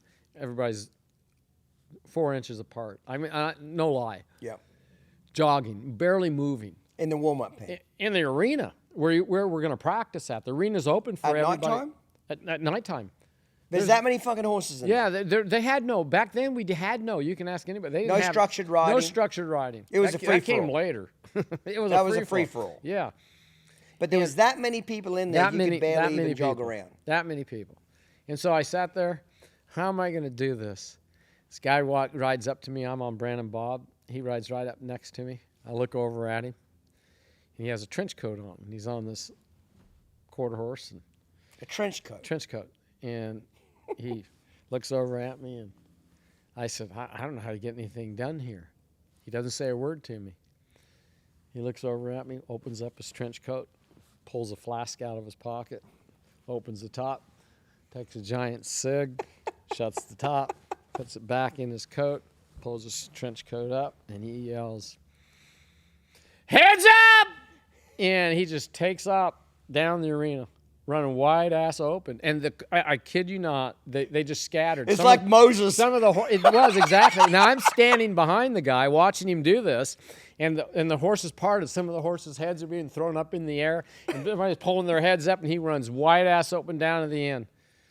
So he don't wait till they open a gap. No. He says heads up and fucking Cowboys and Indians run. That was it. And Who that was my introduction to Bill Horn. Bill Horn. That was Bill Horn. That was my introduction to Bill Horn, who I end up admiring, love, and everybody did clear the path. Everybody cleared the path. And did everybody think it was the Dick? Did everybody frown at him? Everybody's too scared to. He was the reigning god. Oh, truly? Yeah, he was something like truly. that. So Yeah, was he yeah. in the peak of his career then? Yeah, he was. Yeah. Okay. So he because Trashadeus was right. You know, Trashadeus was probably 90, something like that. Yeah. 89, 90. Because everybody joked then when I won the Futurity on Boomernic in 92, and Trashadeus was winning the Open, I think, at the Futurity that year, and that they should have had a match class. You know, the two were really alike in style. Mm-hmm. You know, but that was my introduction to Bill Horn, and that's where Reining. You know, I went from the NRHA Reining in the West to win that there, which I didn't know anything about. I got the trophy and da-da-da. And then Burdette Johnson was also one of the judges, so that would be Craig's dad. And, you know, we just came out. So let me ask you, when you did that reining at the Texas Classic, how'd you do in that reining? Was it a different style? No, back I in did do Texas? good at all there. Because it was a different style? No, it was literally because, you know, I think I was like, I think I was like 8th or 9th in the deal. So what happened? What did you walk away from that reining thinking? Preparation. Okay. Couldn't get my horse because I didn't know how to do it at that type of a deal with that kind of a structured like that. The intimidation of it, right? You know? And you know, as it would go on, that year it was '86. That was the first year the Reining Futurity went to Oklahoma City. Okay. So I would go there to Oklahoma City, the same thing. And I remember walking up to some guys on bales of hay there. Me and my friend Barry Bader, we came walking around the corner, and there were some guys sitting on some bales of hay, about 5 guys, and they look at us and they're like, "Who are you?" And they asked, and I was like, you know, Brett Stone, da-da-da. And they look at us and they go, "Who trained your horse up for you?" Exact words, I'll never forget. Yeah. And I was like, "Well, we did." Yeah. They're like, "Well, that's like impossible. Bill Horn trains ours." It's like he trains everybody's horses, right? And it was you're into this new deal. It was pretty much Bob Loomis, Bill Horn. I was just going to ask, who was the man in that era? Like, Probably Bob Loomis. I think he won the Futurity that year in '86 on Sophie Oak. Yep. So Bob Loomis and Bill Horn, are they neck and neck? Yeah. Who else is right up there? Is Dick Peeper with Craig them? Johnson. Craig Johnson's with him? Yeah. Is Dick Peeper with them too? Oh yeah. So I mean, there's how 4. can I Dick Peeper? Okay, who else? Doug Mulholland yet? Doug Mulholland for sure. Yeah, you can keep naming them.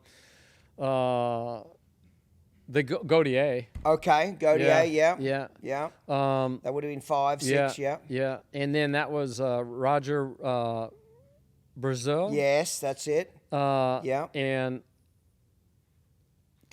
God, you're bringing back some names yeah, now. I'm trying to think of. You know, it was funny because that was the year. That year, I believe it was '87. Joe Heim brought Okie Paul Coyote and showed him in the open reining there. Yeah. And won it. Yeah. And I'd never seen a horse do that, what he did in that horse, because it was What'd a he cutting do? horse. He came riding out with his bat wing chaps on, you know. You're Shows, shitting shows me. him In the rain. Yeah.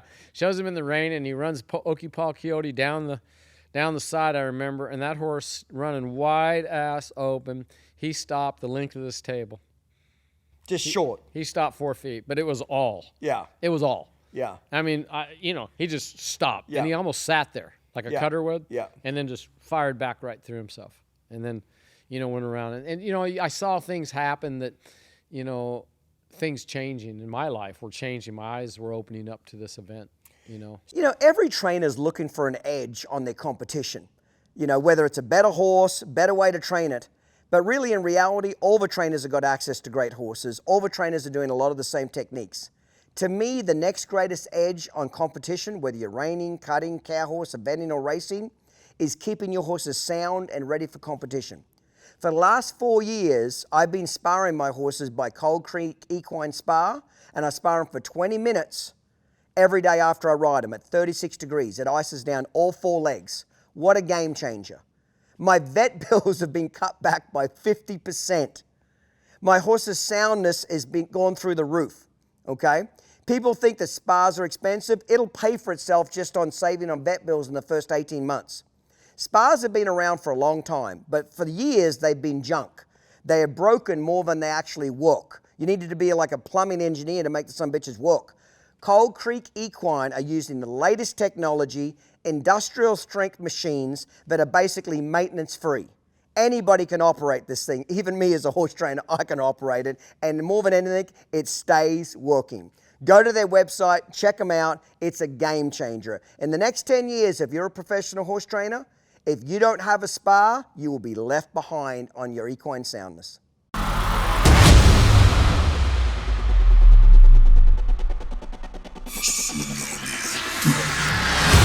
Breaking Bad is a 2020 stallion by Stevie Ray Vaughan. Out of the all-time leading broodmare Sweet Abra, he is dual-registered AQHA and APHA and is 6-panel NN. At just 5 years old, he has already earned over $200,000 and is still showing. He is nominated to the major NCHA and NRCHA stallion programs and is part of the new Legacy Bonus, which has an estimated payout of $1 million to be paid at the 2025 NCHA Futurity. For more information or to request your breeding contract, contact Beau Gallion Stallion Services or Foltz Ranch at 806-672-6039. This episode is brought to you in part by Silver Spurs Equine, home of the $1 million challenge. Who was after Dick Peeper that was a major influence on your horsemanship career, training-wise, that you went and rode with? I'd say probably the next one was Dale Livingston. Okay, so where was Dale at? Dale had moved to Arizona. Oh, so did? he was my neighbor, really. And so I was able to take horses over to Dale's and ride, daily. He was literally I don't know much away. about Dale. You obviously Dale hear a lot about him. But what was his claim to framing him up? Framing him up? Framing him up and shoeing and balance. So the shoeing came shoeing and balance on one. I mean, the now, horseman, he would have been an East Coast style, though, wouldn't he? Like nose out, head no, up. well, he worked for Loomis when he was young. Okay. So, it would have been more like he knew the reining pretty good. Yep. And he was really into it, but he was into the Western pleasure horses and all that, really big. I mean, so he was the king of the Western pleasure deal by far. Yeah. And, but he was also the one that about framing them up. And he also taught me how to, about standing studs. He had Casey Leaguer and Big Leaguer then at the time, one after the other. I don't remember exactly which one was first, but I think it was Casey Leaguer and then Big Leaguer, or vice versa, but whichever, they were great. And it might have been Big Leaguer and Casey Leaguer, but we had studied too all the books on breeding of the thoroughbreds. That's when we really realized studying it. Dale and I would at night. We'd get down all the old stud books and mare books and figured out that the first blood cross is really the best cross for breeding. Mm-hmm. What do you call in first blood cross? Firstborn of that genetic. Of that genetic. Yeah. Should be. It's not 100%. Yeah. But I believe it's to be. You look at stallions. You can almost say that of stallions. I mean, you can lay, Docalina and Dry Dock. Yeah. And look at in Australia, it would have been Doc Spinifex. Yeah. He changed the cutting industry in Australia. He had a full brother, Doc Spinifex, called Doc's Boab. Complete fucking turd. Yeah. This thing, the Doc's Boabs had no cow at all. Could run into a cow and not even know it's there. But they did decent in the reining. They made kind of much better reiners because they were dumb, they were heavy, they could drag their ass, they were quiet. His full brother, Doc Spinifex, ate up with fucking cow, changed an entire cutting industry in Australia. Full brothers. So when I was breeding, like with Princess and Diamonds, she's an NRHA Hall of Fame mare, produced over $1 million. I never made the same cross more than 3 years. Because I hate the full brother and sister bullshit. Now, full brother and sisters, in my opinion, is great for selling them. 100%. Hey, this is a full sister, yeah. full brother to the Futurity champion. If you're going to sell them, do it every time. Yeah. But if you want to ride them, I was superstitious like that. Whatever cross worked, I didn't go back to that for 3 years. And I have to say this too. And I can't say it worked every time, but I was superstitious about it. But here's another thing that happens. I believe this as a trainer. And a fellow trainer, and any of the trainers out there, you have a great one that's this one, and then you have a full brother. Now, already, as if you were raising children, I suppose, or something like that, the expectations are already there. Yeah. Set on the second one, okay? And so, more pressure, more, things happen. It's kind of like saying, and you can't repeat the exact same things that happened to the first one to get to the second one. Although I do believe genetically in this too, So but I think that's another thing. I just think there's a lot of overrated in full brothers and sisters. That's why when somebody tells me about a full brother, and I think they saw it in the cloning. The cloning, from what I gather, is a complete fucking disaster. Yeah, as well. It is. Because you can't. They thought they were going to clone all these great studs, and they didn't do shit. But you also can't redo their lives and what they learned. You can't clone a person and expect that person to be exactly the same because you don't know the upbringing, how they were bottle fed or how they weren't, and every step along the way. And we expect the mind to be adapted to the same thing. It's not possible. Yep. And so I think the same thing happens with horses along that line, that when we get into the full brothers and full sister deal, there is pressure put on the second ones. If the first one is that good, it'd be like Wimpy's little chick's full sister. How could you do it? Yeah. And then, if she won, if she won 2 of the 3 of the Triple Crown, she'd be no good. Yeah. Right? So, it's I think there's a lot of pressure put on like that. But by record of the thoroughbreds and what we looked then, that's what I came up in my... The first cross of 2 bloods. Yeah, of 2 bloods. So after Dale, who else influenced you pretty heavily? We're back into late 80s now, correct? We'd be late 80s, and I would have to say... Do you remember your first trip to the NRHA Futurity? First ever time First trip was 1986. To show there? Yeah. What'd you find out? You had your shit together, you didn't? No, I was scared to death. Scared to death? Tell us, I made the finals of the limited open then would be, for the first year, Back then, that would be like the intermediate. They would have had limited open and open, correct? It would have been just the 2 levels, correct? Yes. Now, that'd be like the intermediate open and the open today. But I made the finals of what would be the whatever. Remember the today. horse's name? Pepalito. Okay. Yeah. And how did you think you trained it? How do you feel like you did as a horseman? What did you have to change? What did you know when you came back here? She colicked the night of the final, so that didn't help her at all that night. Yeah. But like just training, getting a broke, what the other guys were doing. Were you on par with them? Were you ahead of them? Were you behind them, Brett, as a young trainer? How old would you have been then? I would say that more from it all, I learned, I would be there and I would be intimidated that I wasn't ready. Okay. Even though I felt ready when I went. And, so and I learned a lot about that psychological stuff, about that during that time period. Like I said, I turned Boomernic out for 3 days. Yeah. I knew that, So do you think that when you got there, your horses didn't ride as good as you hoped they would, or they rode better and you just overrode them? What do you think happened? They rode as good, but I would override. Because, I think you get in the habit of watching somebody else do their stuff, and then you're like, I got to turn around like that, but their horse can't. Yes. Do this. I got to stop like that, but their horse can't turn. And I got to do this, and they You got to watching the fellow competitors too much. That's the impression I'm getting. Yeah, Is that 100%. Right? I don't want to put words in your mouth. No, mate. 100%. Because they're also seeing these guys that are your legends. You've heard of them all, your right? heroes. And then I rode with, Dick Peeper, and I'd watch them. And now, how can I come back here and do this So right? your first year, you don't do as well as you want. You go back home with what lessons? You go back home thinking, I'm going to change this next year. Yeah, I'm going to get... Well, also, I think the style of horse, too, was going to be involved as far as ones that were, I would say a little bit better movers, because we're going to have to do a lot circling now. Yeah. And how are we going to change that to this picture of everything, and have more than one good one. Have a couple so that you can have more than one bullet. Yeah, So exactly. you got to show. Okay. So you show up the next year. Would have been what, 1998? In 87, I think I made the finals again that year, in the intermediate. Limited. Yeah, and then in 88, the same, and then I had. And then in 89 was the year that I had the 2 studs, and that was mounted that year. I knew I was. That was that was an upgrade of. Where were you relying on getting? Those were the first 2 studs I'd shown too, so it was different that way.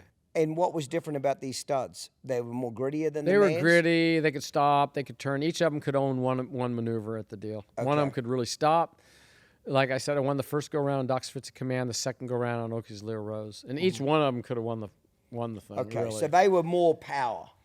More horse, by far. More horse, Yeah. by far. Yeah. So let's get back to But horse. that year too, we had to show twice. They didn't combine it, so I had to show them in the intermediate or the limited open, and then the next night show them in the open finals. You're shitting me. No. So you actually showed, if you made the open, you would have showed him 4 times. I showed them 4 times. You did show him 4 times. I showed them 4 times because you don't know if you save them for the open, you don't know how you're going to do. So I showed them 4 times. That's incredible. It is. It was stupid, but it was the way it is. Yeah. You didn't have, you could hold it. Sometimes that's, you could not show, but then if you did absolutely nothing in the open, you lost money in the other one. And they did good in both. I remember that's how it used to be in the cow horse too. They changed that. You know. So on those studs, you felt like you were pretty prepared that year? Yeah. Yeah. Okay. And you did when I went, the first 2 goes, I was. Yeah. And the finals, you kind of beat yourself up in the head. What happened in the finals? I did. I got into watching other people again, and thinking I had to beat them. Actually, it was more about training them and making them better. It wasn't so much watching people because I'd kind of learned from that, but it was more about making them better, but they were already good enough. So that is a little bit of my addictive side, okay? It was like, I can get more out of this. More's better. Yeah. And so... And a lot of times it bites you in the ass, It does, yeah. So basically, not to put words in your mouth, but maybe overriding them. 100%. And that's why... You would have been 29 by then, 29, yeah, 30? I was 29, yeah. So still relatively young trainer. Yeah. Are you exclusively training reiners at this point? You're not doing No, the I'm pleasure just doing horses? reiners, yeah. Yeah, you're not doing the pleasure horses, all that kind of stuff. Where are you training out of? I'm training out of, then it was Stone Ranch. So you're... No, actually, then it was out of Santa Elena Farm because we were getting ready to build the Stone Ranch. Okay. Yeah. Right, man. So those studs, you make the open on them, correct? Yep. Okay. Yep. What'd that do for your career? Any boost there? Any better horses? Well, I think did in the you West, get horses I was, from the East Coast coming your way? Not really. I did. Actually, I did because that year was the setup where Bob Anthony sent me a lady with Arabians. I rode a lot of Arabians in my life. So I have to say... What, just for a fucking check or what? No, because Scottsdale, Arizona was the Arabian capital of the world, and I was familiar with all the Arabian trainers. And, I love the Arabs as far as, You goofy motherfucker. Yeah, I can be said that. My favorite horse, if people ask me my 2 favorite horses, I would say one's Boomernic. Well, one's Rosetta Checks too, so I got more than 1 or 2. But one of them's Eli, or Elijah one. Well, his registered name was Peeper. But when I got the Arabian in training, he was 2 years old, and Ben Balo was working for me at the time, and a bunch of other guys, and we didn't know his registered name, so he was Arabian. So the boys named him Elijah Muhammad Poontang. And so this name went with him his entire life, and and then we called him Eli for short. And then it got to where I won the Nationals with him when he was 5. Then he went on. In what event though? In the Reining. In the Reining. In the Reining. And then he went on and he won, I don't know, 80-some national championships if you include youth and... You're sitting here telling me you liked riding Arabian horses. And I rode a lot of other Arabs too, purebreds. Purebreds? Yeah. What did you like about it? I had a mare named Polish Princess I loved and Royal what characteristics did you like? Surely they didn't stop like a Reino. If I hadn't rode the Arabians I rode, riding Boomernic would not have been... as easy? As easy. Because the Arabians had much hotness to him? He had a lot like Arabian mind with him, I would agree with that. And so I knew that, with him, to me, he was just a genius. And I think Arabians get a bad rap because I can make any horse put their head and tail up, their tail up over their back and their head up in the air if you give me a fire extinguisher and a can of rocks. I can make any breed do that. And I think that's really they get a bum rap on that because I do believe that they're smarter. Now, that isn't always good because they're not as forgiving. I would, yes. I make fun of Arabians mainly just because it pisses their owners off. That's the main reason I do. No, and I understand. If it wouldn't piss the fucking ladies off that own them, I wouldn't say the joke. Well, let's just say... But I'm going to I'll give Arabians some credit. Well, let's just say this. I'm sitting here today talking to Clinton, meeting all these wonderful people here, get to fly here, help all the people that I've been able to help, and do the life that I lived, and I wouldn't have it if it wasn't for the Arabians. Because without the Arabian horse, I would not have, and Eli or those others that I had, I would not have gotten Claudia Cattell, because Bob Anthony at that time in 1990 sent Arabian to me from the East Coast, and a lady named Claudia Cattell, who would later buy Boomernic, who would later change my life. Yes. So she came from the Arabian world. She did come from the Arabian world, and she knew how to. And hello, Arabian world, you know how to spend money. Yeah. And so the fact was, she had a lot of horses in training. Yeah. And I had like 20, 30 horses in training for her, and she was an amazing customer. And as far as that went, and I'm gonna give a backhanded compliment to Arabs, okay, which is gonna piss Arabian people off, but it's a backhanded compliment, okay. The problem with Arabians is they're fucking smarter than their owners. What? Well, They're feely, they're smart, they're intelligent, and they don't put up with dumbasses. Well, no, if you kick them in the wrong spot, you fucking spur them in the wrong spot, you jerk on them too much, you fuck up your deal. But here's the thing. I disagree in the fact some of my favorite horse experiences in my life were seeing a horse named Countess Vanessa and Rain On, park horses, English park horses, were the high trotting horses. Yep. Nothing like it. And these are true horsemen that trained them. And to see them ride them in that, I was able to experience that. Same thing as growing up watching But do you agree or disagree that they're feely? Oh, 100%. That's what I'm getting at. No. Like when you said the Arabians helped you ride Boomernic. 100%. But I'm just talking about trainers, and sometimes psychologically, these guys, because all the Arabians are bred to do the Western. Yeah. They're supposed to do another event. Yeah. Today they breed them more to do the breed. Yeah. But they're less forgiving, in my opinion. 100%. They're less forgiving. 100%. So that's why, I make fun of them just because it pisses the owners off. But in reality, they're extremely intelligent animals. By far. Extremely intelligent. To the point where it causes them to get a bad rap because they outsmart most of their fucking owners. In many cases. Yes.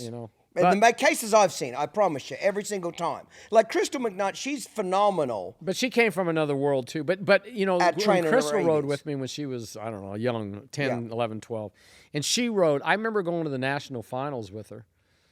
And she would ride when she was 12, 13, 14. She'd ride in every single event at the national in the English. She'd ride in all the English classes, all the Western classes. Yeah. There was like 10 of each.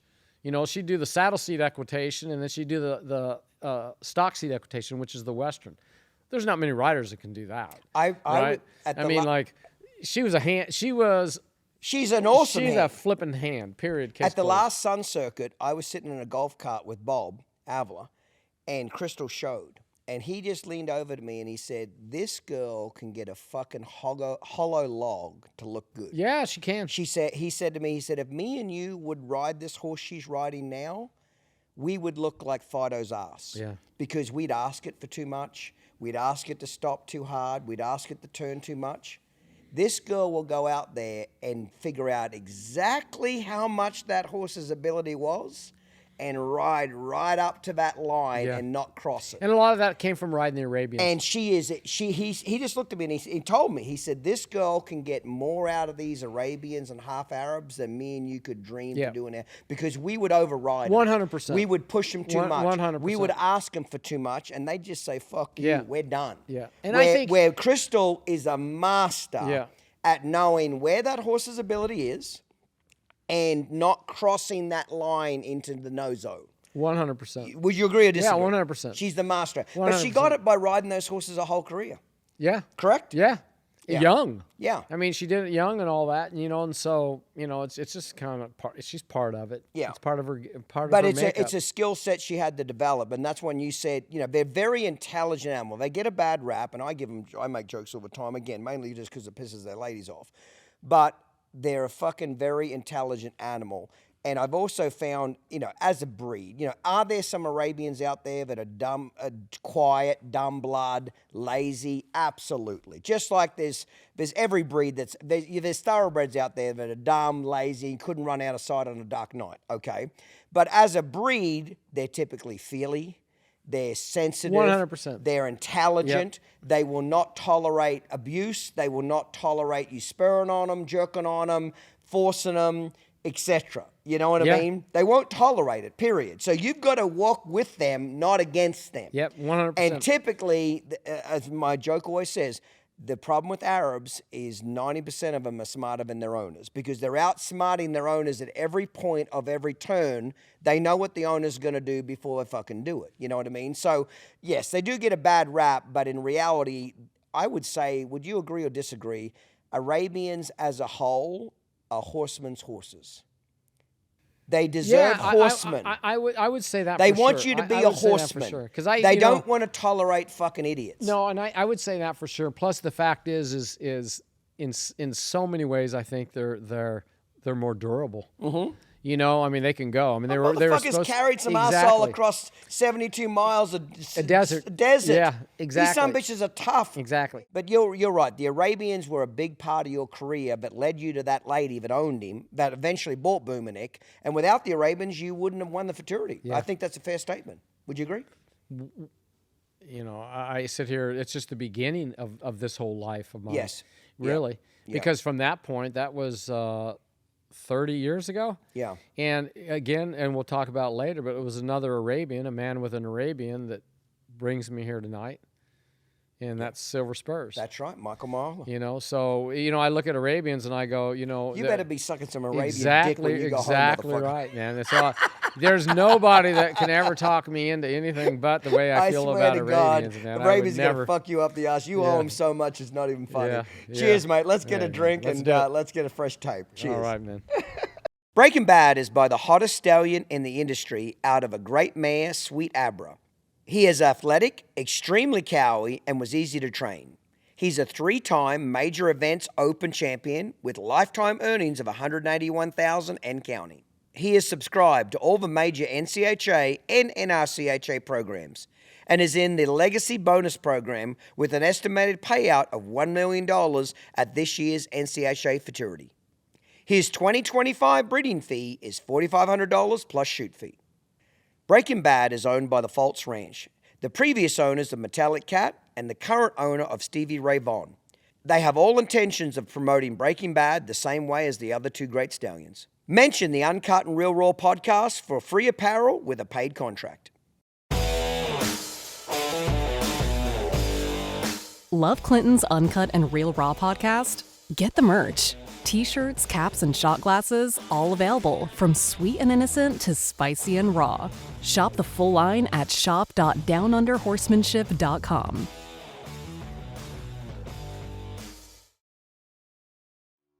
How do you know what it takes to become successful? Talk to someone who's done it. Clinton Anderson became a multi-millionaire by leveraging his passion for horse training into a global brand and media empire, starting with nothing but the change in his pocket and the will to succeed. In doing so, he revolutionized an industry and became a celebrity.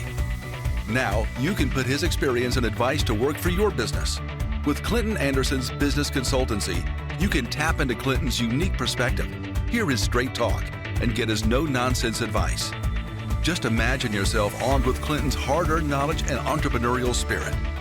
So whether you own a ranch or any sort of business at all, we invite you to discover the transformative power of Clinton Anderson's leadership and innovation in your business. Call 1-888-287-7432 to take your business to the next level today.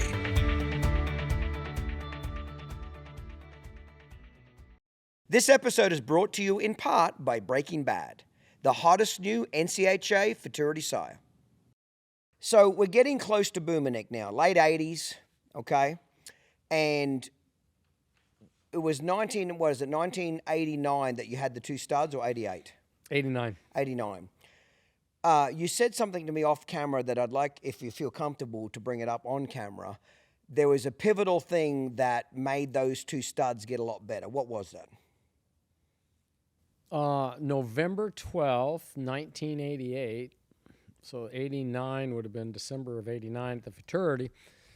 November 12th, 1988 was the first time I got sober. Oh, truly? And truly sober.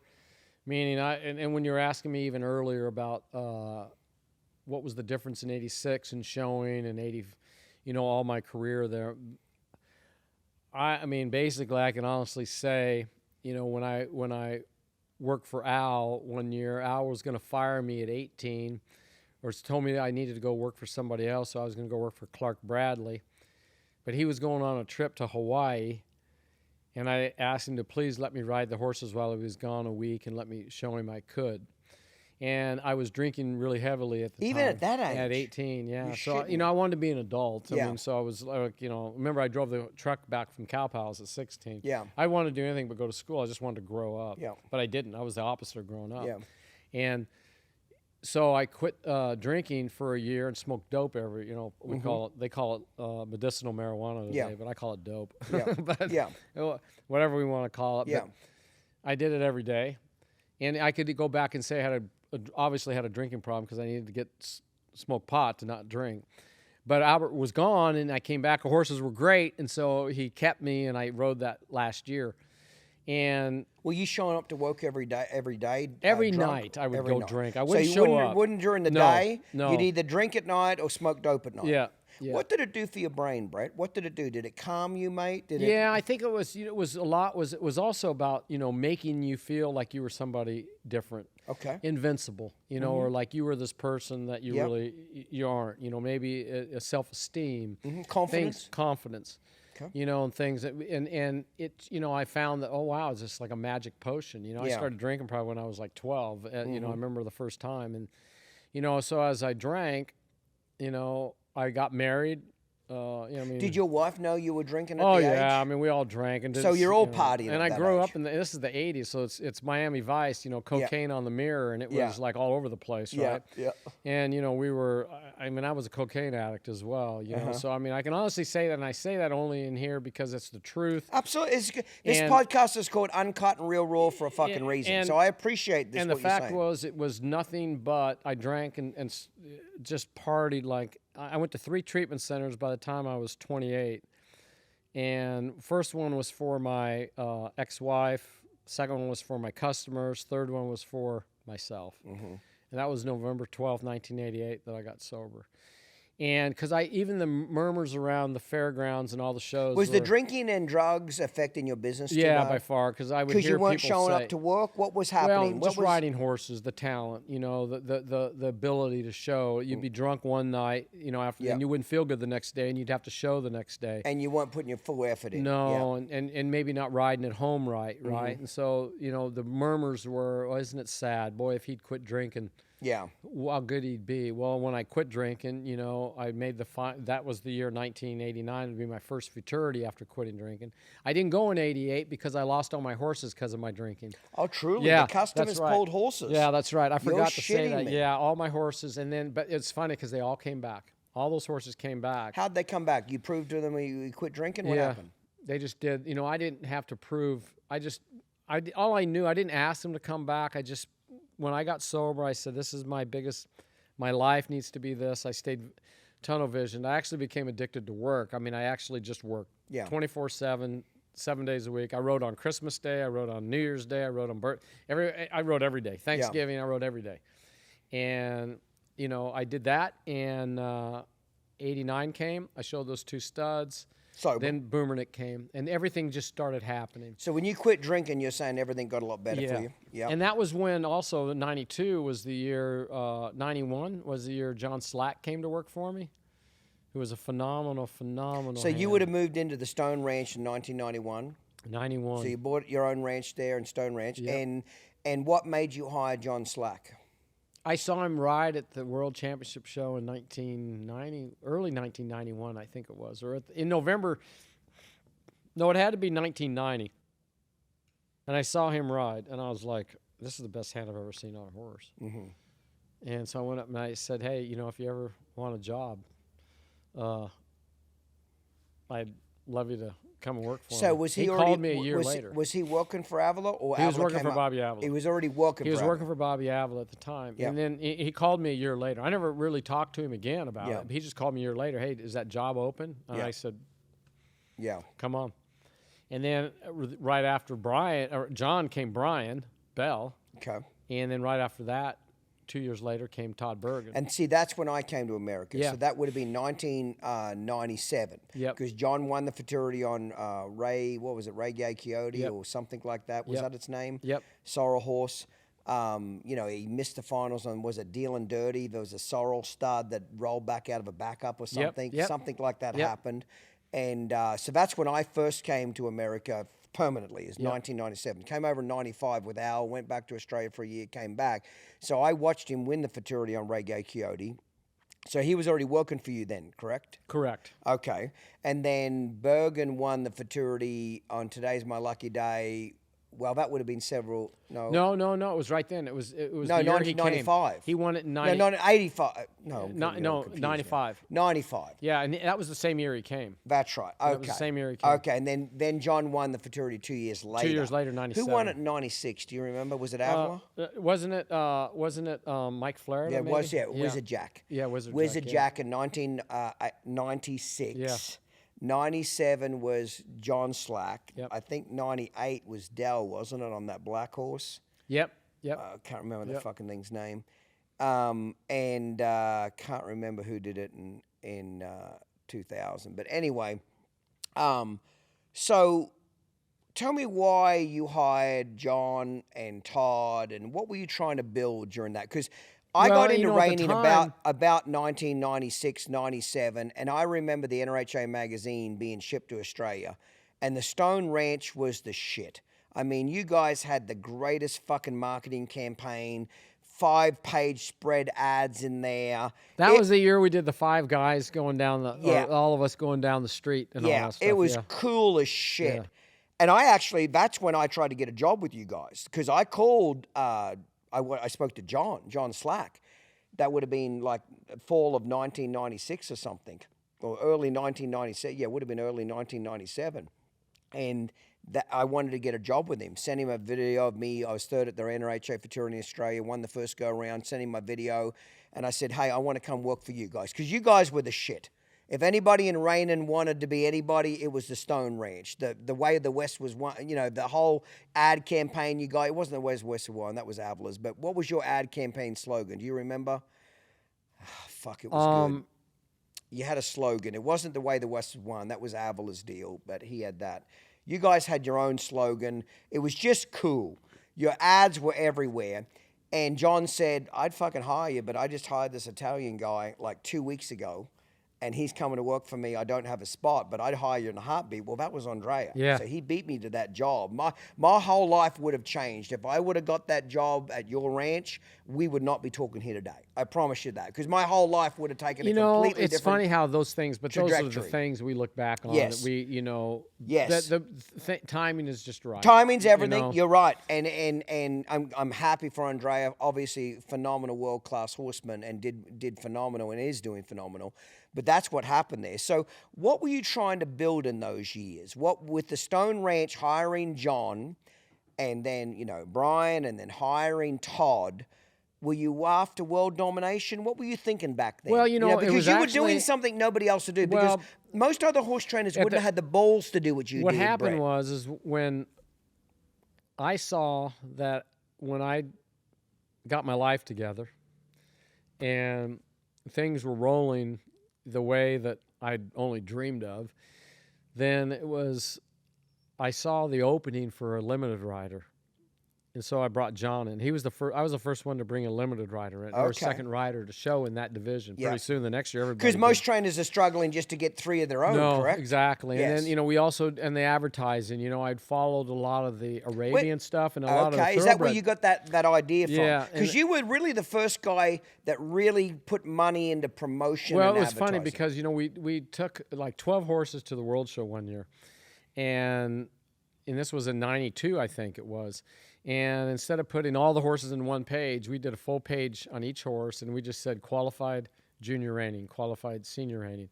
And then in the front page was a baby's head, and it was a picture of John inside the baby's head, double exposed type of deal. So the baby was dreaming. And inside the head was me turning one and John stopping one. And all it was the baby's eyes and the head, and it said "Visions of the Future." I'll never forget that. And it changed everything. As far as the NRHA told me that, the magazine and the journal, the Quarters Journal, it changed because it was all of a sudden it wasn't just the standard deal. And I saw that ad in a thoroughbred magazine. Okay. And I thought this has got to be done like this. But then I also looked at a lot of I saw the Arabian world, and I was like, man, this just has to come over. You clearly weren't threatened by talent because Todd had just won the Futurity on Today's My Lucky Day. Left Avila, went straight to your place. Because I remember watching him ride. And then when we did because I was working for Al at the time. Yeah. That's when I was working for Al. So I remember coming over to your ranch, watching Todd and John. I don't remember Brian, but I remember those two riding there. And so you clearly weren't threatened by talent. Yeah, you just hired the Futurity champion. You know what I mean? John Slack was a phenomenal talent. You weren't threatened by people that were either as good as you, Brett, or even better. Tell me about that, because a lot of trainers are so fucking threatened by that. You never were, clearly. Was that a conscious thought? I want to hire the best guys in the country to be at my ranch. What was your thinking I think there? one of the things was how can you reinvent? Because, you can only stay in one place so long. At least that's the way I live. I agree. If you if don't stay evolve, there, you get left behind. If you stay there too long, then you're going to get, and I just, I wanted to add, I wanted to try something different like that. And I really like riding 2-year-olds. And I also believe... Were you burnt out on showing then? Did you not want to show as much? Yeah, I mean, I love staying at home. I kind of got in the habit of where I like staying at home and riding 2-year-olds, honestly. And, and they were so phenomenal at showing that I thought, well, let them go do their deal.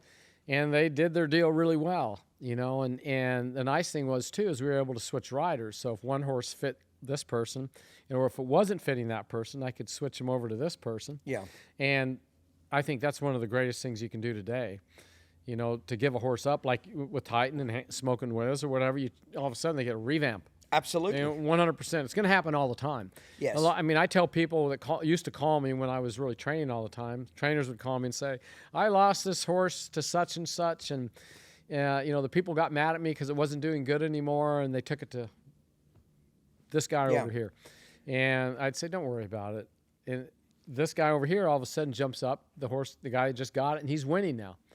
But I tell the people who lost the horse, don't worry about it. The horse will revert to what he was. He's just and he would. Yeah. But there are certain trainers with certain styles that just suit certain horses. And that's a fact. And that's one of the greatest stories I remember Avila ever told me was, the year that Rooster's horses were 3-year-olds. And him and Donnie had 2 rooster mares, and they were just bad-minded bitches. I don't remember what year it would have been. Do you remember the year there was two rooster bay mares that made the open finals, okay? And Avila said they were just bad-minded bitches. And he said him and Donnie would swap off every week. Yeah, I believe it, yeah. Every Monday, they would swap horses. Yeah. And I said, why did you swap every week? Because he said by the end of the week, they'd figured us out. Yeah, 100%. They'd figured us out, and they'd start out smarting us. Yeah. And when we'd change on Monday, and then a new rider with a little bit different style, different feel, those mares were like, who the fuck is this? And you get on. And he said, honestly, that's how we got them trained. He said, if either trainer, we had to ride those mares ourselves, each one, for the entire year, we never would have got them to the open finals in a billion years. But I thought I just admire horse trainers that have such an open mind and no ego to say there is a different way of doing this. Well, there's here's a different trainer that'll get along with it. So clearly you weren't threatened by talent. John and I, we all went to what would be Las Vegas today. It was up in Reno, and I took Sunrise Enterprise, which was a great horse, and won everything back then. Won the NRBC. I don't know. He won the world. He won all kinds of stuff, and lasted a long time. And I trained him. I got that horse in December of his 2-year-old year. He'd never had a pair of shoes on. He was only riding a halter. Now, this is, mind you, this is the end of his 2-year-old year. Okay? So he's not broke at all. No. And so... How did you get him so unbroke at that age? I bought him from some people in Indiana, and this is what they had done with him. And he was like a yak. I remember his hair and his mane, and it was all matted up and that. And so he has no foundation at all? No, not really. No. Well, a fucking halter, for Christ's sake. And in 6 months, that's how great that horse was. In 6 months, you could show him one-handed in a snaffle. And I believe that of great horses. Yeah. I think great horses, doesn't matter what you do with them. They just want to get better. They're going to get better. Yeah. They just do. And, you know, so we went up to Las Vegas that year, Reno, and I would fence this horse on the left lead, if I remember right. On the right lead, I couldn't get him to fence as good as on the left lead or stop. And he just wasn't as free. And so I wanted to watch him. And I was the only one that ever rode him at that point. Now, I show him the next day. Okay, so I asked John Slack. I said, John, get on and fence him. Was he working for you? Yeah. And this is 95 maybe or something like that, and 94, maybe 94. But I said, get on and fence him so I can watch him. So John fences him, and it's phenomenal.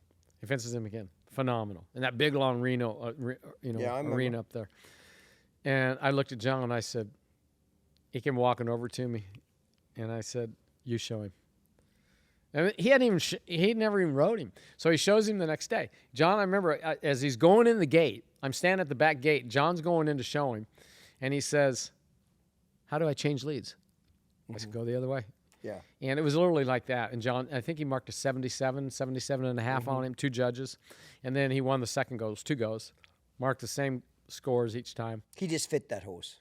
He did. And then he showed him at the Futurity, and he laid down the first go and ended up like 211, and so he was going to have to like mark like a 20-something on him to make the finals on him. He marked a 27 and a half, 28 second go, makes the finals. And then I think he ended, I don't remember what happened. He overturned or something in the finals. But, you know, the thing was, is I saw that horse, and I was like, he just, fits him. He just fits him. Yeah. There are just certain horses that fit different styles. And I look at it like, I had my best signs, and I had my I knew my weakness, and I knew my best side. Yeah. And so I was able to work that, And throughout I my life, admire that tremendously, to be able to know what your weaknesses are and avoid them, or know what your strengths are, and know when a horse deserves a different trainer. It doesn't mean it's a better trainer, it's just a different style. Well, I think the difference is if it's a great horse and he ends up second. Yeah. Are you not lying to yourself if you're the trainer and you aren't willing to give him to somebody else to show? Yeah. You know what I mean? I agree. I mean, I think when you love the horses, Brett, you want the horse to win. You do, because you want the horse to win more than you want to fucking win. They're part of you. Yes, I absolutely agree. So let's move on a little bit here. Tell me how you stumbled across Boomernic. Tell me how even you. Well, with Claudia Cattell, So she's your Arabian owner. She's my Arabian owner, and she's wanting to get into reining. And I was really good friends with Doug Carpenter. Okay. Doug Carpenter had bought him in a sale, and I was really good friends with Bobby Avila. Yep. And Doug had taken him to Bobby. He bought him at the Ward sale, I think, in the summer, and he'd rode him. I think it was a 2-year-old sale or something like that, if I remember right. And it was maybe in May or June, maybe. And then he took him home and rode him 2 months, and they sent me a video of him. And I sent it to the lady, and she bought him. And so that's basically... What impressed you about his video? Just how catty he was, and how quick he was, and how framed up he was all the time. Yep. That was the one thing about him that I loved about him. It was, you could ride that horse. Literally, I had pleasure horse trainers come up and tell me. Jerry Stanford, Troy Compton we were all at a horse show as a 4-year-old, and I'd go warm him up in the Hackamore. I was getting ready to show him, and I'd be around all the pleasure horses, and he could jog a 10 and lope a 9. Yeah. In fact, after I showed him at the Futurity, the funny thing was I said to Doug, let's take him to the World Championship show and show him in the pleasure. And you get Keith Whistle, or you train him and let Keith Whistle, because I think he could have done it. Yeah. Because he was that good a mover. So when you got that horse from Avila, it would have been what, late October when you took him over? It was late October. Yeah. What did you find when you first sat your ass on him? What did you feel? Was it electric? Did you like, holy shit? No, it wasn't late October, because I took him that summer. To horse shows with me that summer. Okay. So I had to get him I don't remember when it was. It must have been I think I got him in June. Okay. What did you think when you got him then? That he was electric. He wasn't, he'd never really been in the bridle at all. He was mostly in the snaffle. And because Avila was going to train him as a cow horse. As a cow horse, yes, exactly. That's right. They were going to show him in the snaffle bit. Yes, so he hadn't been in a bridle. No, and so I put him in the bridle, and and rode him like that. I mean, I rode him bare-booted till right before the Futurity, meaning I never put spurs on him. One day I got on him. Oh, shoot, fire. I got on him. I had my rock grinders on, and forgot I had them on.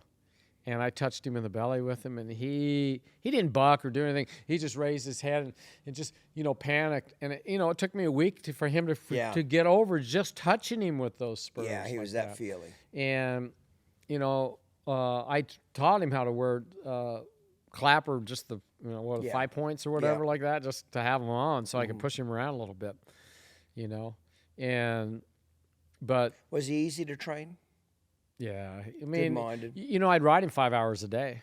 Oh, that long? I'd ride him 4 or 5 hours a day. Yeah, I'd ride him different times. 4 or 5 hours. Just camp on him? Yeah, but it was always fun because he was like riding. He was literally like riding the very best Arabian you could ride, right? Or we joke about that, but I mean literally, or like he was like a border collie or whatever like that. Because they say border collies can speak 10,000 words. I believe he could. Yeah. He understood things, like you could ride him to the edge of the cliff, I told people. And he would go to the edge of the cliff, run wide ass open to the edge of the cliff. And he would stop and he'd look over it and say, "Are you sure?" Yeah. And I'd say, because if I would have said yeah, he'd go, "Okay, let's go." Yeah. Because that's the way he was. I've never rode in. I never experienced anything like that. I mean, maybe other people did. I was told, that you ride one like him that'll change your life, and he did. He made a lot of great horses good. Hi, everyone. My name is Michael Miola. My wife Michelle and I own and run the fabulous Silver Spurs Equine breeding centers located in Purcell, Oklahoma, and Scottsdale, Arizona. We specialize in making your equine dreams come true by breeding the finest American quarter horses in the world. Finding that special horse, the one that speaks to your soul, is what Silver Spurs is all about. When you come to our ranch in Purcell, Oklahoma, you will meet that fabulous weanling that, once trained, utilizing Clinton Anderson's tried and proven methods, will become an extension of your body, knowing intuitively what you want to do and give you endless hours of adventure and love. Our stallions are the elite. They represent the finest bloodlines in their sport and have won every championship title during their competitive careers. Our breeding program is partially skill, partially science, partially art, definitely a gift from God, but mostly love. So if you share our passion and possess the drive and desire to compete in the show pen or tour the great American landscape with a loyal companion, creating adventures you will treasure for a lifetime, Silver Spurs has the horse you've been dreaming of. Want to get your brand noticed? Advertising opportunities now available, including title sponsorship and episode sponsorships. The Uncut and Real Raw podcast is among the top 1% of podcasts in the nation, with nearly 1 million downloads. Join our winning team and come along for the ride. Email social@uncutandrealraw.com for more information. This episode is brought to you in part by Valley Equine, managing stallions that represent the performance horse industry's finest. So you go to the Futurity, and was he your only Futurity horse that year? That year, I 1992. had, for me, he was my only one. We took 3 others, but had John show all of them because it took me 5 hours to ride Boomernic. Was he hot? No. So, but what he was controlled. You had to really take your time? He was absolutely controlled energy. Right. And so the difference between hot is he was a 10 mover, okay? So you couldn't tire him out. Mm-hmm. He could lope, like Jerry Stanford said. I remember standing out there. He said, you could lope him 10 miles to this mountain. He'd never miss a stride. He would lope the same stride. So he had just so much air. Yeah, so much air. That he couldn't wear him out. And he always did that. So you had to mentally get inside his head, yeah, is what you're saying. And he would do that, and he'd go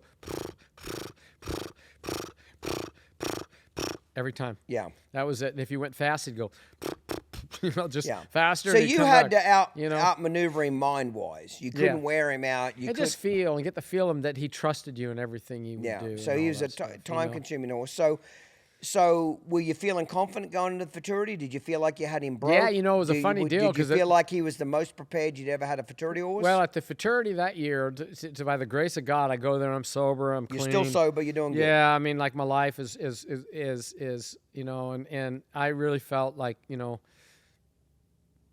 kind of had a premonition that this was the year. I mean, 2 months before. Right. It was almost eerie because I remember Run for the Roses came on the radio. I was going up to the mountain, and it came on the radio, and I had this come through me like, whoa, what was that? Yeah.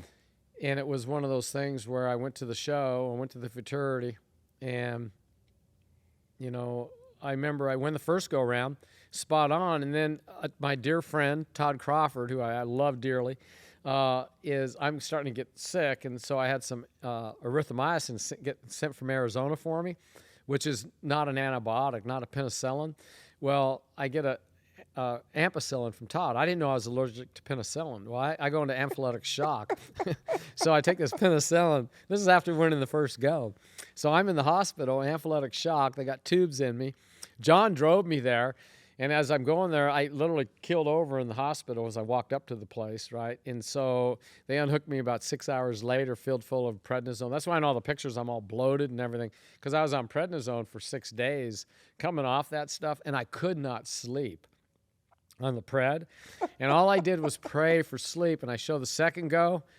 And was he good? And he was really good, I'm locked in. So I called the doctor at the hospital and said, "Do I have to keep taking this prednisone?" He said, "Don't come off it because your reaction will come back."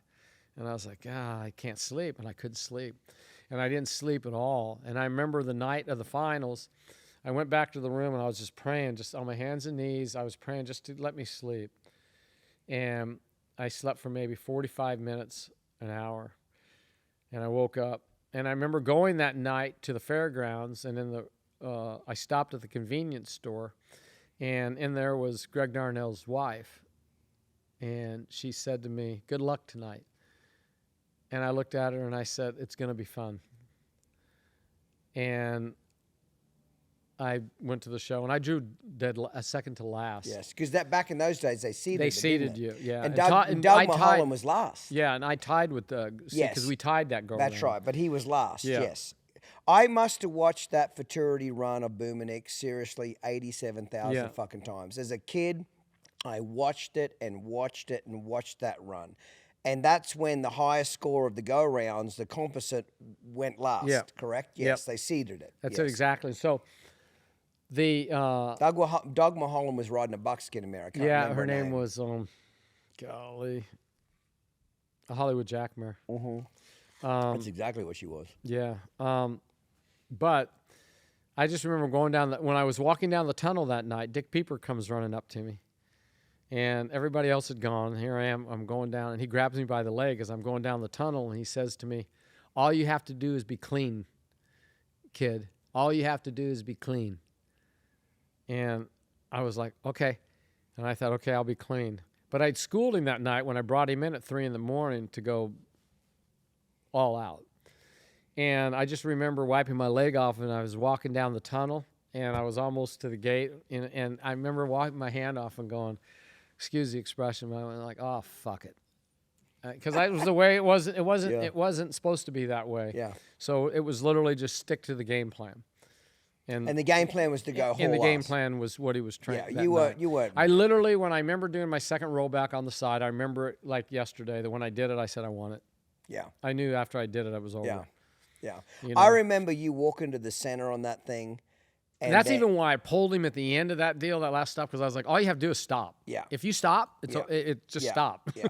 When you walked to the center on that thing and you fucking turned that thing and it was electric, and you stop and your hands out the side, a little bit of fucking Larry Rose shit going on, and it just gave you goosebumps because nothing could turn other than maybe Trashadaeus and shit like that. Trashadaeus, There was few horses. Trashadaeus to me and Boomernic turned the same. They did exactly. Yeah, maybe the same. Trashadaeus were a little more stretched out and shit, but they had the foot speed. Yeah, they did.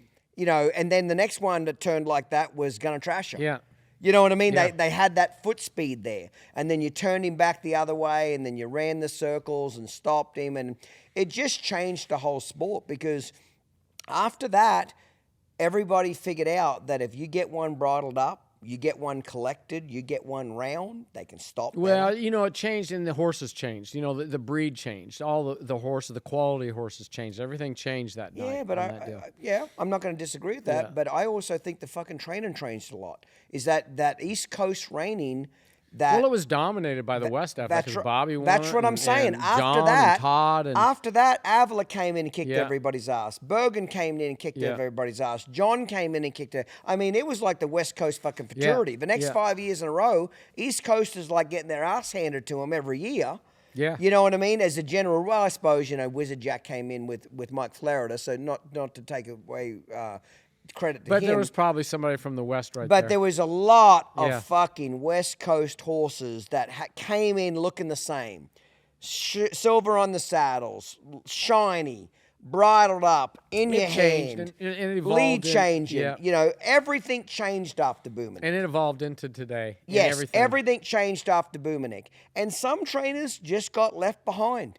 They could not make the change after Boomernic. They either didn't want to make the change because they didn't agree with getting them bridled up, or they just couldn't do it. Even if they agreed with it, they couldn't do it. I remember during the Futurity, after I won the first go-round, a really well-known trainer at the time in the West Coast brought me an overcheck, which was to pick his head up, and said, "Here, put this on your horse. He'll be better with it."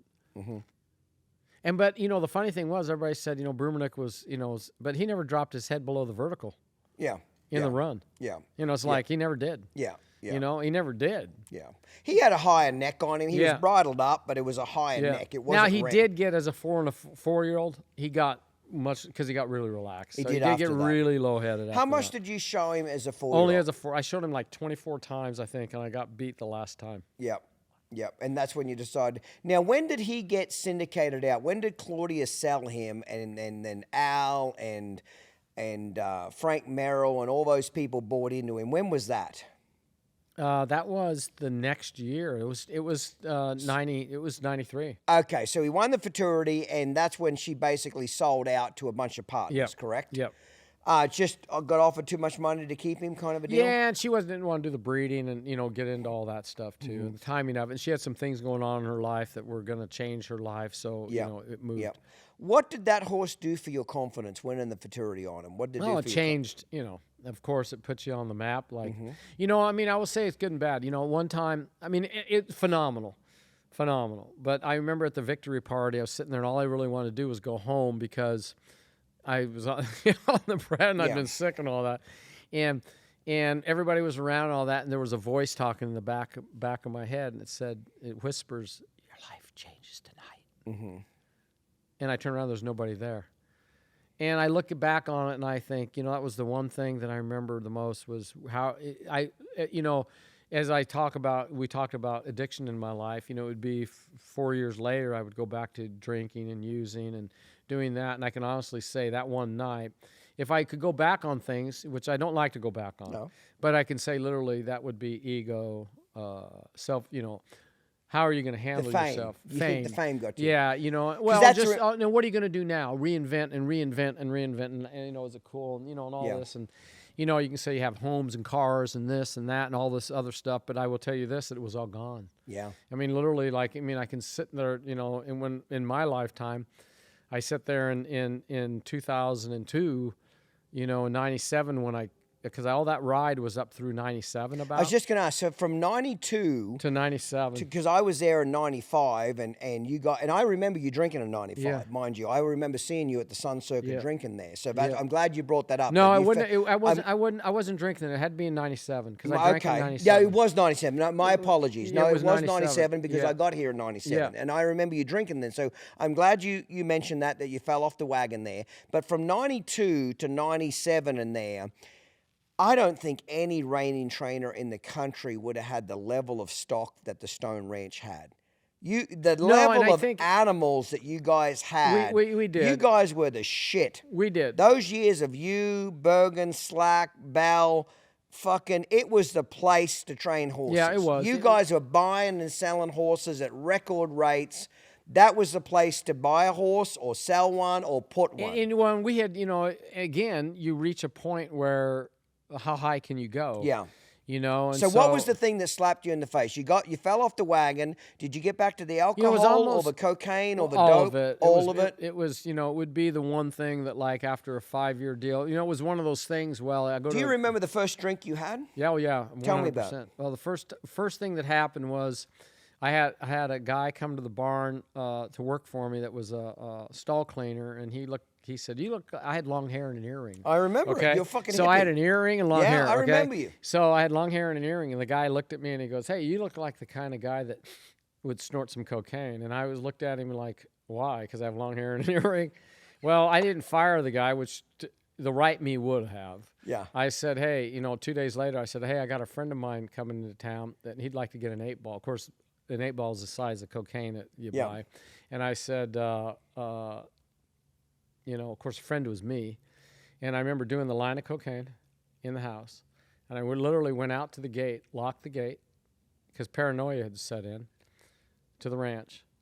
And I went in, and the girl that I was with at the time. You already divorced from your first wife? Yeah, I was divorced, and I was with this person for 9 years, but never married, nothing, or off and on. I shouldn't say we weren't. We're off and on. And then I said, "Let's go up to Satisfied Frog, a bar in town, and get a drink." She's like, "Why?" And I was like, "Let's just go get a drink." And it was that quick.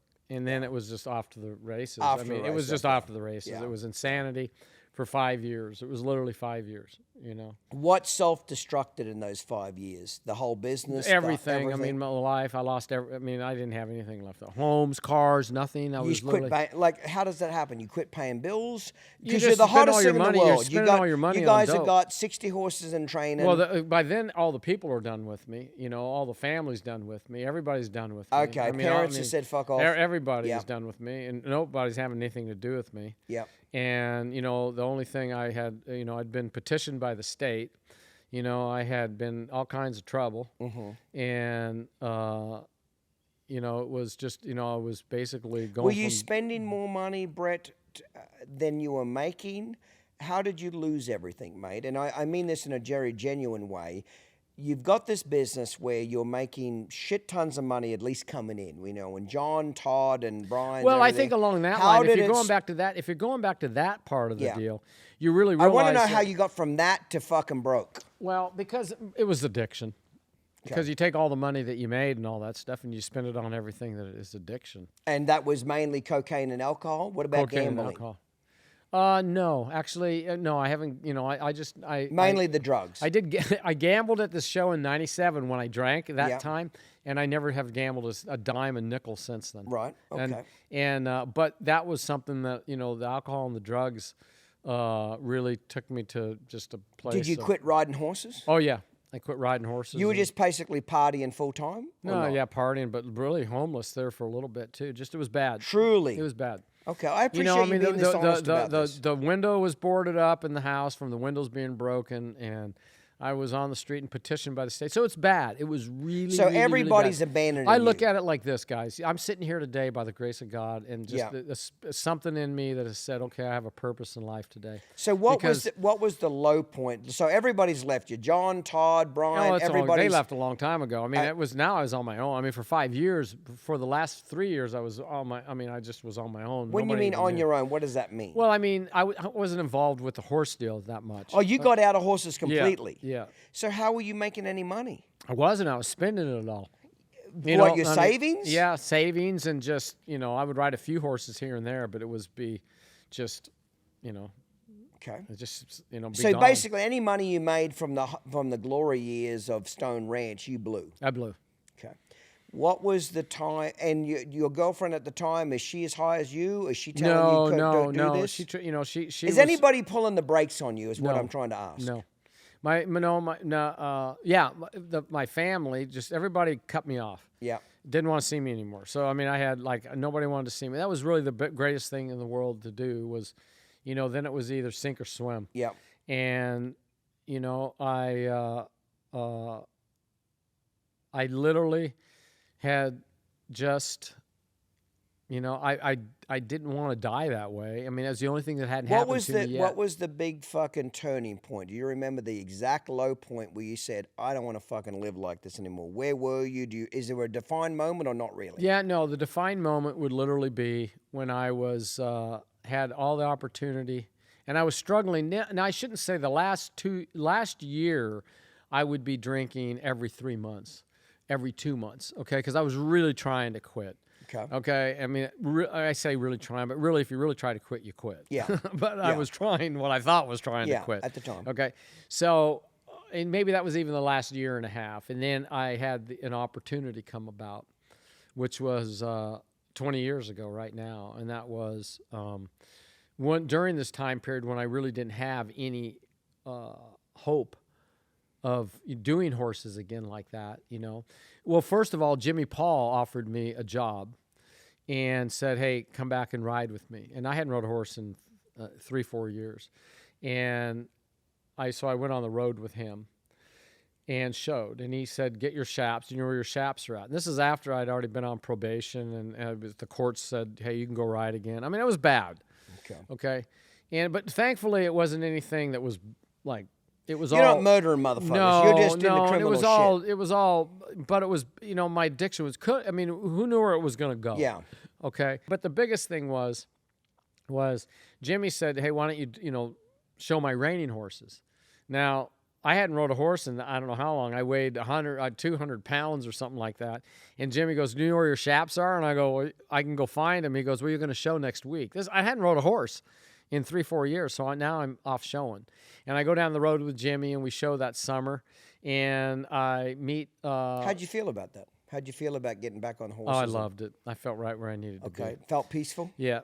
And then I met... Were you sober then or not yeah, really? No, I was sober. Did you have to go I was sober in and out. I mean, in I and out of sober? Yeah, I would be 2 months, you know, a month. Yeah. Yeah, same thing. It went on like this. Did Jimmy kick your ass when you started drinking? No, because I didn't do it in front of... I mean, I hid it. Were you a functioning alcoholic, so to speak? That at that point, I wouldn't drink in front of anybody. But you could function during the day. You could do your job. Yeah, but I wouldn't drink during the day. Yeah. I mean, I would drink at night. Okay, you know, then you couldn't in the function. earlier time when I was drinking all day long. Yeah, I mean, but you know, now I was just like drinking just on that occasion when I'd be off by myself. That was, you know, but then that same remorse, that same feeling, that same despair that comes from that. And so after it was all done, you know, I showed with Jimmy. You know, I had an opportunity to move to Utah to be at Andy Fishburne's place up in Utah. And their family opened the door for me, and I had to go back to Arizona for the legal issues because of the drinking. So I go there. And then Brian Bell says, hey, I need somebody to work for me in North Carolina. I go there. And now I'm trying to get back in it. Yeah. So I went there. And via there is the best thing that happened to me, actually, in all that time, is I meet my wife today, Angelica, who, you know, and then a month after meeting her, I meet Michael and Michelle. You know, we ended up moving. I meet her, and then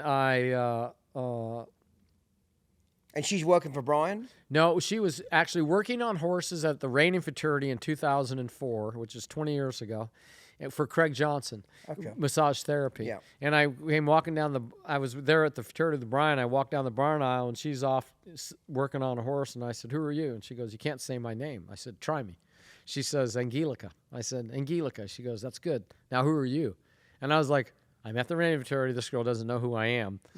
I said, I want to know I want to get to know this girl. Yeah.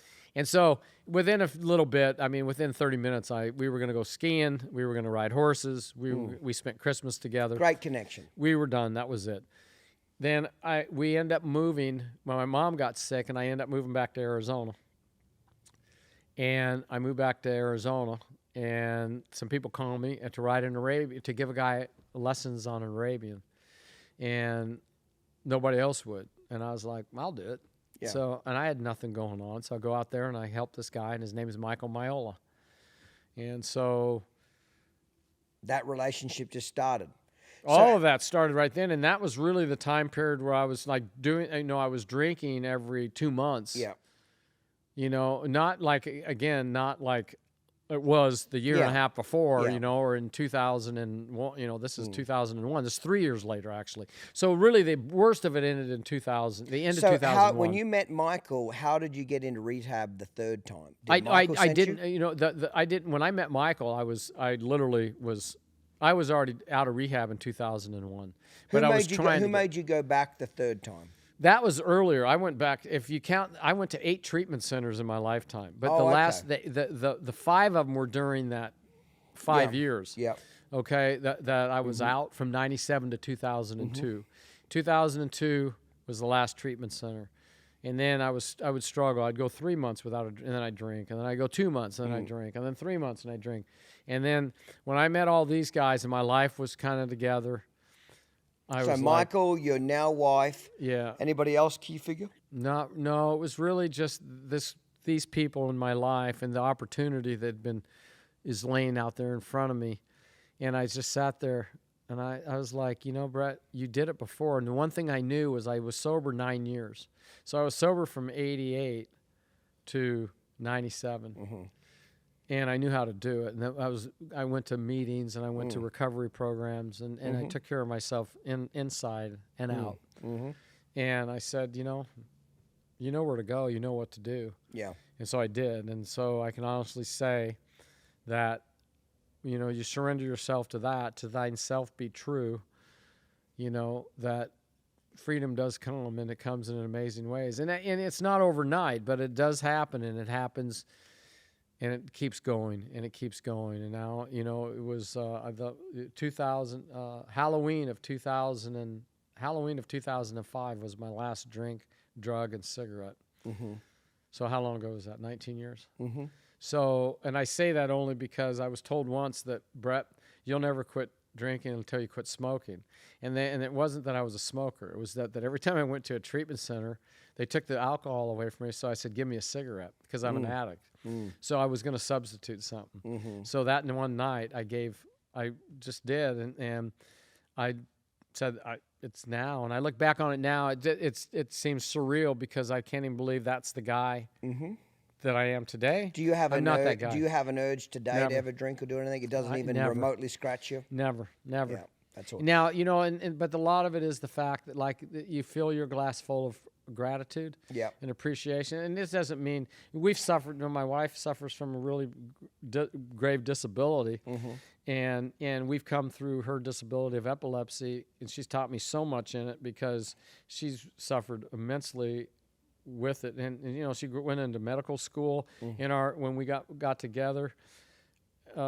She went back to school. She graduated with a 4.0 in biochemistry and summa cum laude, graduated, ends up in medical school, and then epilepsy comes back in her life. So when I say, and her motto is in life, after knocking her 2 front teeth out twice, crashing her car, cutting her face up, disability-wise, is life isn't fair, and once you get over it, you can have a really good time. Yeah. And the one fact I like that. Say that one more time. That's pretty life cool. isn't fair, and once you get over it, you can have a really good time. Fucking love and that. it's so true. Yeah. Because in life, It is.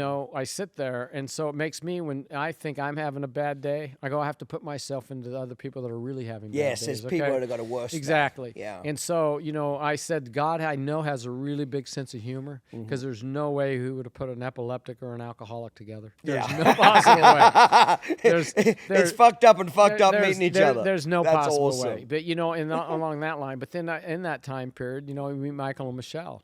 Well, you build Silver Spurs. Silver Spurs today, and that's the Silver Spurs today got started with Michael wanting an Arabian lesson. Yeah, an Arabian lesson. Was he into the horses more than Michelle? Yeah, he was, but that changed really quickly because Michelle, but not so much that she didn't love the horses, but she was a little bit fearful in the beginning of horses. But now you look at him today, you know him. Oh yeah. And I mean, Well, they own Titan. People ask what happened to Titan. They own all of him now. I first sold 3/4 of him, and the last 2 years sold the last quarter, and I couldn't ask for a better place for him to be. They take good care of him. The breeding, the promotion. So, you guys meeting each other changed a lot in your life, meeting Michael and Michelle, and obviously changed their life tremendously. We look at it together, and Michael let me be what I am out and about. Yeah. And he does all the that stuff. And It's what been a hell of they've a done, combination. I've never seen anybody in my life in the horse business that took a business, the horse business, and truly made it into a business. And the fact that they truly, and the stallions that they bought and owned, and the opportunities they give people with that. Oh, yeah. And promote. They're with very that. generous people. There's no doubt about that. Do you have a bug to get back to ride again? No. Or not? I quit riding. Actually, what happened was, we were just talking about it just a minute ago, was in 2012, I had to put a horse down that had been injured in our event, and I tried to save him for 2 years. He had an abscess in his foot, went through his coffin bone, and we couldn't save him, and I had to put him down, I was riding with Andrea one day. I had a neck brace on, and I had all kinds of wraps on my hands, and I was riding and gloves on my hands to stop the pain and that. And Andrea goes, "Why are you doing this?" And I said, Well, "I don't know." What were you in pain for, mate? Just, the wrist, from riding all the years and pulling and all just that. arthritis, shit and like and that. I didn't have a hurt back. By the grace of God, I never had a back problem riding, but I had a lot of neck pain from, I think because I'm shorter. Yeah. So I took it all up in the neck. And, I honestly, today, I don't, I take nothing. I don't have any pain anywhere like that. So, I don't miss the riding. So you mainly gave up the riding because of the pain. Is that what? Well, but let's go back to the truth of that too. I do have a little bit of ego and pride, and so the other side of the coin is, I didn't want to go back in my riding. Valley Equine Reproduction is a premier equine breeding facility located in Stephenville, Texas. I've worked with the team there multiple times and had nothing but great experiences. Formerly known as the Brazos Valley Stallion Station, they offer everything. They manage over 45 stallions, including some of the most renowned in the industry. They offer mare care and breeding services, foaling out services, a reset mare program, sales fitting, and rehabilitation services. Plus, their Super Stallion Incentive Program has awarded substantial payouts. In 2024, the program paid out $1.4 million across the NCHA and NRCHA. If you're in the breeding business, you have to check out Valley Equine Reproduction. Visit them online at valleyequinerepro.com or give them a call at 254-485-8280. See Clinton Anderson and his Down Under Horsemanship method live. Order tickets now for the Walkabout Tour in Harrisburg, Pennsylvania on July 12th and 13th, Waterloo, Iowa on September 6th and 7th. For ticket information, visit downunderhorsemanship.com. Nothing would please them more than to see this old piece of shit in a coffin. Oh, they want to drive a steel knife down his stupid fucking throat, and they talk about it quite often. Righto, guys, we got some hate mail. This one is from Irene Lorimea. Lorimea? Something like that. Fuck it. Your mouth is something else. You're right. My mouth is something else. It's made me a lot of money, got me very successful, and I like being me. So fuck off.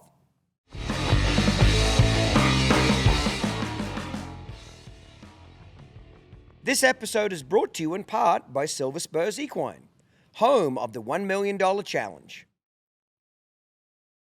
Talk to me about, we went over the low part of your life and things were pretty shitty. When you got back into horses, what had changed, mate? Style, training. I think the style had changed a lot. Describe it. What had changed? What I noticed was, horses were maybe not as locked in and as centered as they are today. Mm-hmm. They were a little bit looser, in fact. I mean, circling and on a looser rein, a lot of cheating in the reins and the inside reins and that. And, the turning around fast was there, but it wasn't as, I want to say, boxed in a box, right? And I think a lot of it changed even in the last 20 years. That's changed from what I had seen, because I can think of horses, that were, they were a little bit more strung out, maybe even, they were starting to get, but it was they were winning. So they were stopping long ways. They were doing that, but they were a lot of the inside rein being cheated and things, and that. And, so I can say, coming back into it, and I brought, more of the collection back myself and that. Then, I'd rode some horses and at the ranch. Michael was, does Michael come to you and say, "Hey, Brett, do you want to get back into reining again?" What happened in that whole thing is Michael said to me, he saw that I really wanted to do it. He'd heard, that I really wanted to do it. And one day he had asked me, you want to do this again? I said, yeah, I do. So Michael had asked me to come over to his house. And so I went over there that day, and I'd never been to the home. This wasn't the new home they were building, but they were getting ready to. And I went over there, and he said, is there... And I knew it was really funny because I walked in, and him and Michelle were there. And I only knew Michelle a little bit. This was, 20 years ago. And he said, is there anything I need to know about you? Now, after what I just shared with you. He didn't know any of that? Well, because I do know life. I do know the horse business. And I know that, like, when somebody has an opportunity, other people aren't going to want them to have the opportunity. And so I believe that that just happens. That's just the world. Yeah, but what I'm asking is, did Michael know that you had an addiction? Well, people had said things to him, I'm sure. Yeah. So he'd ask me, is there anything I need to know about you? And it was really funny because I sat there, I was like, okay, Lord. All right, here it is. And I laid it on the table. More than what I even laid on to you. Yeah. I laid out the jails, the institutions, Yeah. the handcuffs, all the stuff. Yep. Okay. And Michael, I think his mouth dropped open. So did Michelle's.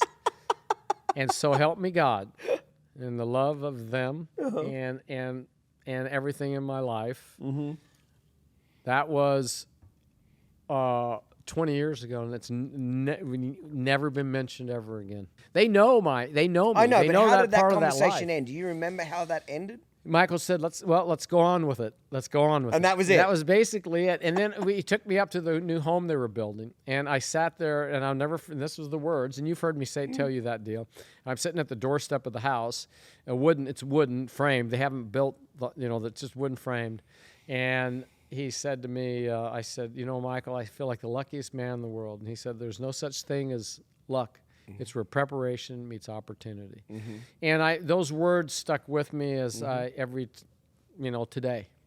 And, so you guys just started buying horses after that? No, we started with one. Well, we started with some babies from Stone Ranch. We bought like all the Boomernic NRHA Checks babies. Okay. And then they bought Boomernic, from my family. And so they took him over and brought him back to me. And so they were giving me this dream to live again, to live again. Yeah. It's not many times people get to live 5 lives. Yeah. But it's kind of like saying you can either have 2 choices. You can either make your past your prison or your platform. That's it, period. And I don't, they gave me that opportunity to, trust me with the judgment of what horses to get. And we started buying studs and some mares. And, we added, first it was Boomernic and then Conquistador. And, then we added Spook's Got a Gun. And where did the Whiz horse come in? What's his name? The Smokin' Whiz? Yeah, Smokin' Whiz. We bought him. I bought him from Allen Chapel as a 2-year-old. And I had bought a horse named Rough Conqueror, who I thought was as good, if not better than Smokin' Whiz, and he was 2 years before, and he got EPM. He was a 2-year-old, and he was going to be my futurity horse. And then I had that one I put down, that Custom Chrome out of Miss C. Blair, who I absolutely loved, and they turned out. So you were going to get back to showing again. Yeah, you I were did. Going. And Michael was giving me the opportunity to do that. So was that Whiz? What was his name again? Smokin' Whiz.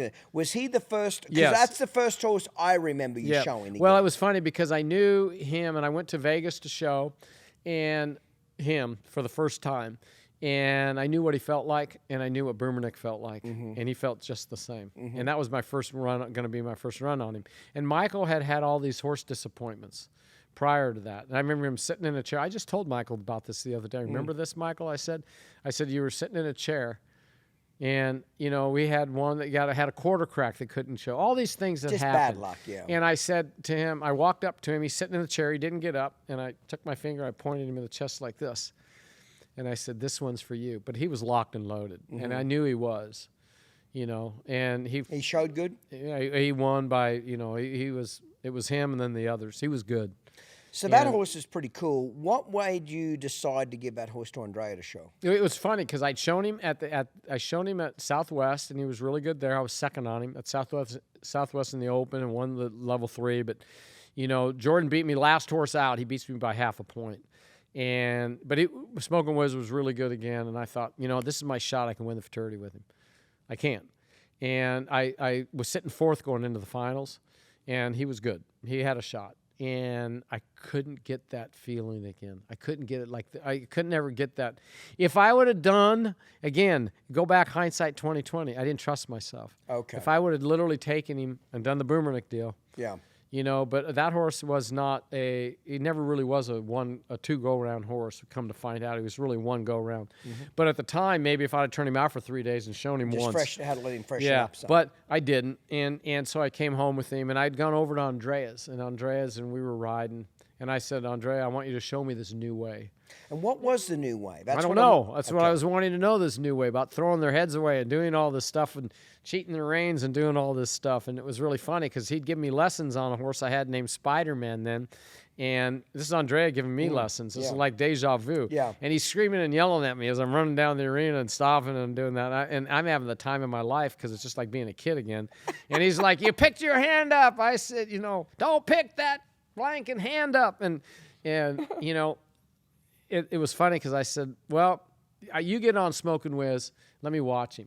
Same thing as John Slack. I was in the arena with Andrea. He rides him. He goes and fences him and does his thing. And he turns him. I said, turn him around. He turns him around. And I said, you show him. Mm-hmm. And that's literally, it was almost exactly like Sunrise Enterprise and that. I just said, because I didn't want something to stand his way. And Andrea took him and showed him and did really, really well with him. Came close. We learned he wasn't a two-go-round horse. But give him one go, he was going to be right in there. Yeah. And then Andrea did really great with him. And then we got SS Spider-Man for him. Not Spider-Man, but Iceman for him. Frozen Enterprise. You didn't have the bug SG. to ride after that? I did. I showed that next year one more time. I showed Spider-Man, a horse named Spider-Man, the next year, and I had a shot. I really thought I had a shot to go get right in there. Were you adjusting to the new style? Were you having trouble making adjustments, Brett? Talk to me from I a don't horse think perspective. it was the adjustments of making the style so much as it was not, like Smoking Wiz was. The one time I showed him, I think if I'd have had that one run at the Futurity, yeah, it would have been he may have, but that wasn't the run, but it wasn't so much that was, I was comfortable in the way. The biggest thing that was happening to me was my neck was aching, my wrists, I had my wrists taped, and my hands were almost arthritic, and I was hurting a lot riding. And now then, to achieve level 4 where I was at, I was in level 4 that year and I was pushing the pencil, but now I'm starting to maybe going to teeter back down to be in level 3. And quite honestly, I was like, I don't want to do this and be in this level. Mm-hmm. I don't want to do that. And so, but it was also the fact, the hurt was hurting. So body reasons is why you got out of it. Well, yeah, and I didn't want to go back. I did not want to go compete in level. I just didn't. That was just me. I didn't want to spend the time doing that and do that. And so it was really a funny deal. The day I quit, I put the horse down, and Michael called me and he said, when you get done doing what you need to do with this horse I had to put down, he says, come and see me. So I looked up at the vet that morning, and after I put him down, I said, this makes me not want to ride anymore. And I went up to Michael's. I walked in his office, and it took me 20 minutes to get there. And I get there, and he says, do you want to ride anymore? And I looked at him. I said, no. I was done. And the next day, I woke up that morning, and everybody's out riding. And everybody, they have new people riding and all that, and I'm inside. And I'm in a real identity crisis, And Angelica says to me, she goes, what's wrong? I said, I explained to her what I'm feeling. Yeah. And she looked at me, and she says, That's not who you are. Mm-hmm. And I'll never forget that, because I literally, when I heard those words, I said, you're right. I don't know. I can reinvent, do something, do something else. And so that's what I was able to do with it. Michael and Michelle gave me the opportunity to start do that. The breeding deal. Michael said, let's just make it a breeding operation. So we did. Then we sold, yearlings, and then we bought, I was able to help Andrea. Andrea gave me the honor to help him, and that was that was like right. Well, what's funny about that Andrea deal is, you started out teaching him as far as helping him when he came to work for you guys as an assistant. 20-something years later, and a big journey, you're getting a lesson from him. You're trying to get back into reining, and he's yelling and screaming at you. And then I've heard him publicly say this, that when he took that horse over Smokin' Whiz, that changed his whole fucking program. Because when he rode that horse behind you, it was a completely different feel. And he wanted to duplicate that. What are you doing? So then you go back there and say, hey, this is how I trained him to do this. This is what I did. That was the most fun thing. With the that's a pretty cool story of the swapping of mentors and the swapping of information. It's the comical side of Andrea and I both. I got to say that, because when he said that to me, I was like, isn't this kind of ironic, Lord? I was like, we're here. I mean, I'm asking him to help me do this here because it's new style. And now he's this. But that's what I was getting at, was what I see now is Andrea I called what I was able to give to Andrea as a theory. I gave him a theory. Yeah. And this is the theory. And he goes, why didn't you ever tell me any of this before? Tell us the theory. Don't hold back. But Andrea said, why didn't you ever tell me the theory before? And I said, because I hadn't quit. And okay, so get I the fuck quit. on with the theory. We're all standing here wanting to know the theory. What I want to say this is, it's funny because like Andrea does with everything, he took the theory and made it XL. Mm-hmm. Okay, so he took it and multiplied it, and now I watch the other industry. I do see the industry all going that way. Yeah, I see the theory. So okay, it has really gone the theory for the people listening. The theory is the box. The theory is being in the box. And the what theory is that? Be detailed. The theory is having them use their rear end to do everything that they do. Everything that they do. The theory is that they stop, they turn, they roll back, everything. The turnaround does not come off the front end. The theory of the turnaround comes off the rear end. Mm-hmm. They just touch down just to balance. Right. The rear end is the engine on everything. And the rear end has to follow the nose in the circles. Also, the shoulders being straight. I mean, they need to be straight. I mean, it's kind of like saying that you're going to attach them when they're perfectly in the theory. You've attached them to your hand, mm-hmm. and they are part of your arm. Mm-hmm. So if you go here, they go here. If you go here, they go here.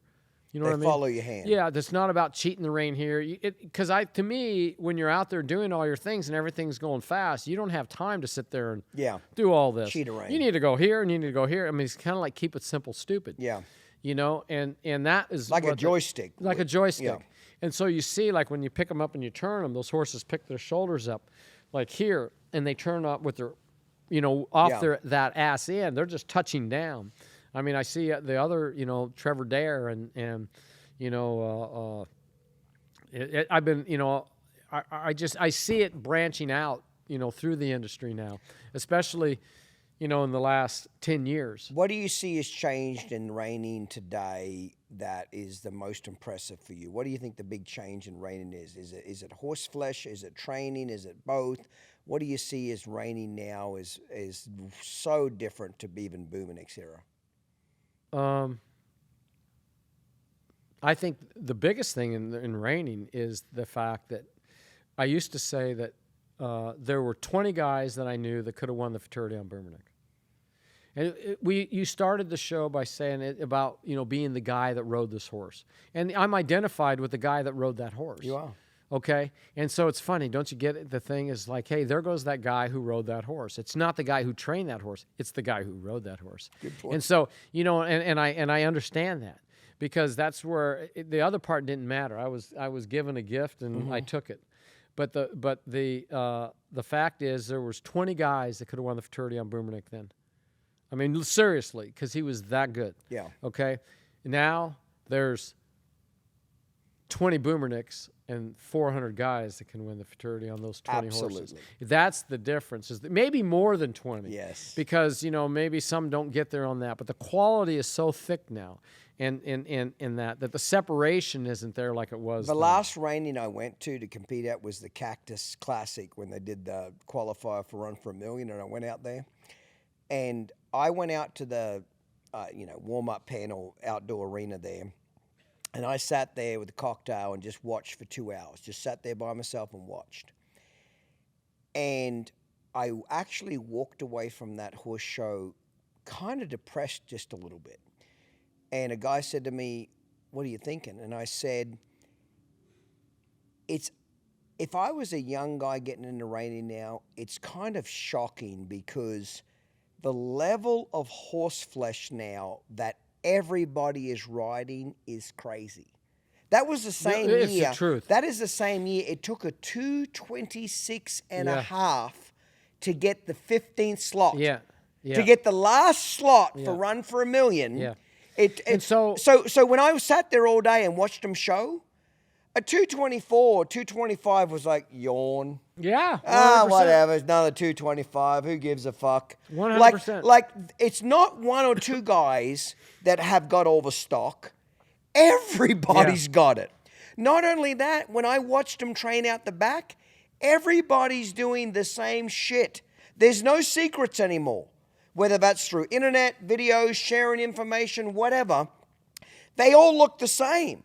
So I came home thinking, if I was a young guy in the reining industry now starting over, fuck me, you better have that stock. Well, the difference to me is God. today is, and that goes back to what we're doing, like, at Silver Spurs is, Michael and I, we stopped selling 2-year-olds and marketing 2-year-olds. Yep. And then we got into marketing the yearlings, and now we're only selling weanlings out of all the stallions. I think this year we have 182 weanlings coming. Mm-hmm. And Michael and Michelle, they do all the breeding in Arizona. They do all the breeding and collecting themselves, and all that. And I mean, they are so involved with it that they just said, "Brett, what do you think?" I mean, as far as, how can we do the turnover? I said, if we can give the guys in the business the opportunity to buy a weanling at a really fair price where they could take it and groom it and make it, okay, then they're going to be back as a return customer, to do it again. And in the same token, they're advertising for us because they're out there showing the horses, and we want to get them in the right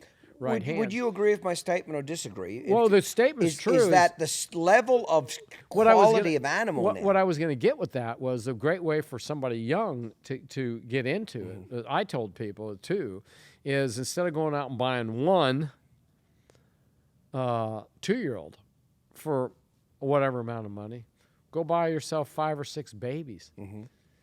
You have to be patient, but time goes by. Yeah. And if you do it the first year, in 2 years, and if you do it every year, if you have a customer or people that'll do it, you can have really good stock to choose from at a fair price without being, because what's a good one cost? 200,000, 300,000, 400,000. Oh, now you can't even hardly buy them. Exactly. So you know what I'm getting at along that way. So if people you are used to sell the great ones, they don't want to sell them. No, and because you can't get them. And so the other thing is, but for a young guy, when you bring that up, my point was, and I told some people that it takes patience. The first year, you just got to wait. Once the first year's over, or the first year, 16 months, then you're riding them, and then every year, if you bought 6 each year, you're pretty well, you're mounted. Because if you're not mounted, you can't compete in this. No. One small bobble.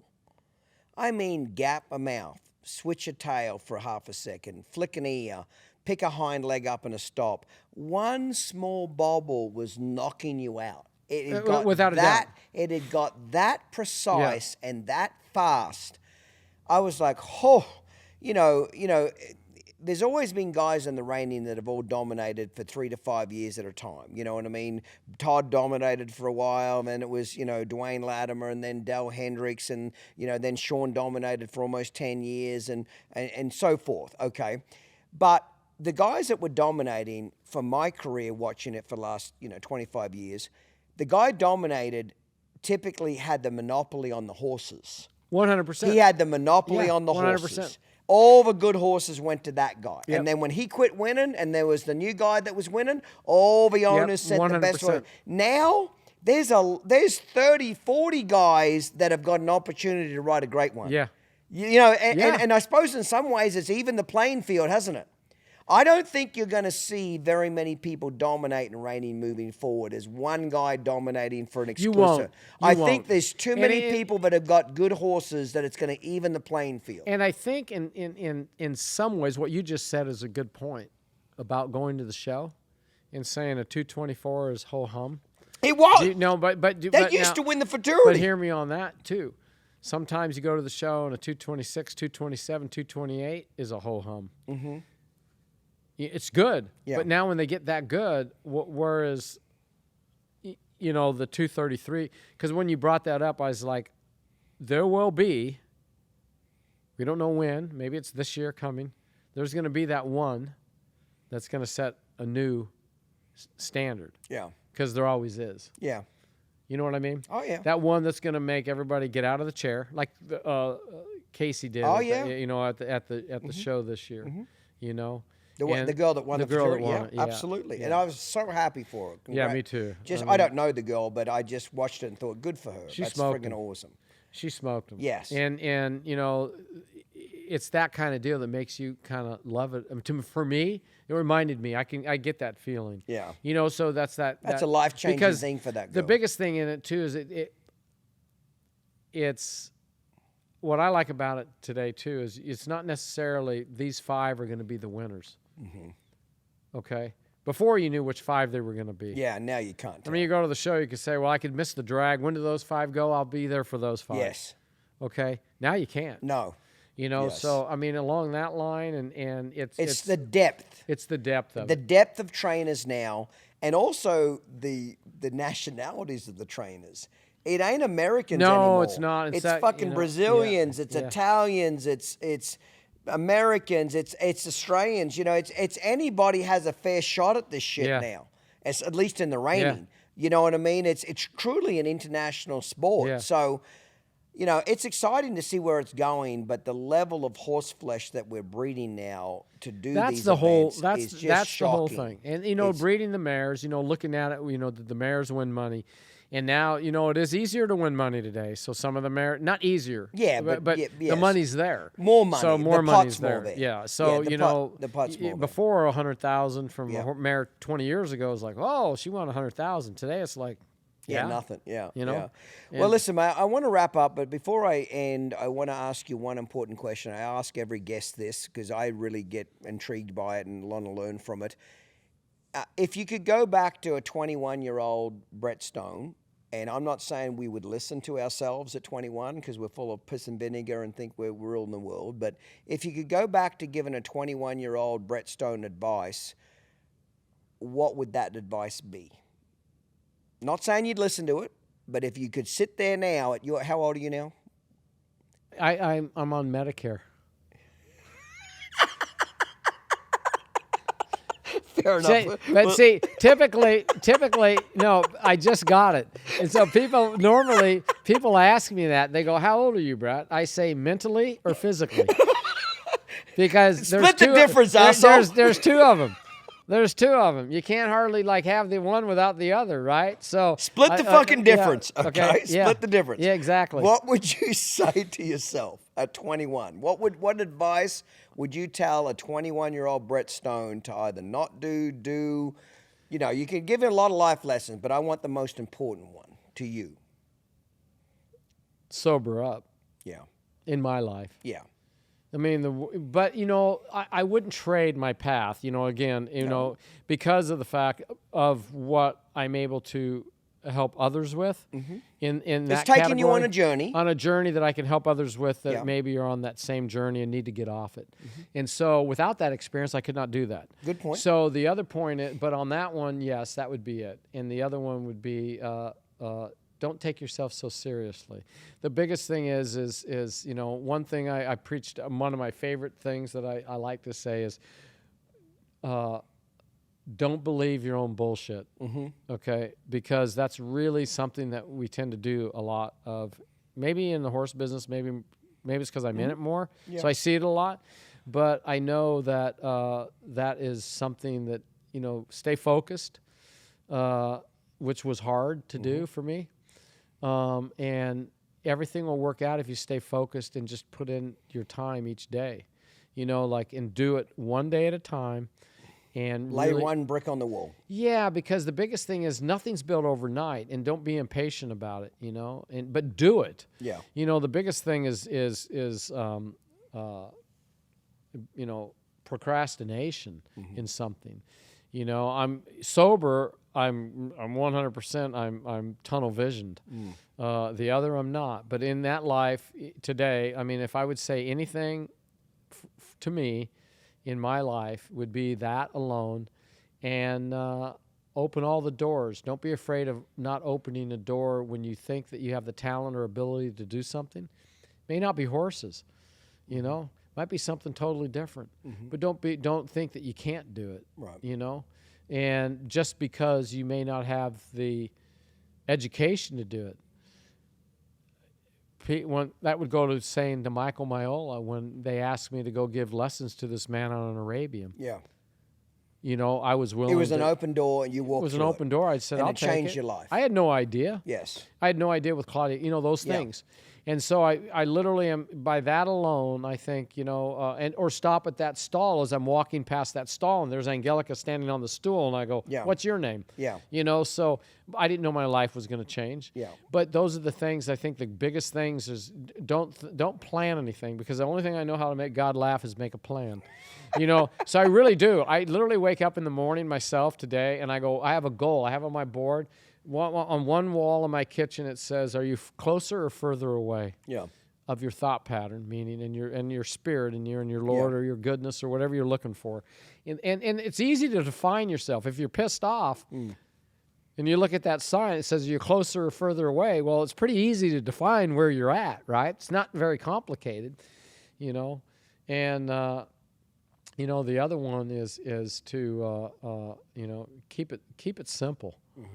And don't over analyze the next opportunity, because that'll stop you from taking it. I like what you said about walk through the open door. My mother was always a big proponent of that. Is when one door closes, another one will open. 100%. Be looking for it, and when it opens, walk the hell through it. Yeah. So don't think because this door slams you in the face that means you're locked in that room. There will, as one door closes, there will be another one opens. Absolutely. I started down on horsemanship because I got fired from a job. Yeah. If I never would have got fired from that job, it's with Mike Boyle. I fucking love Mike Boyle to death. He's a cool dude.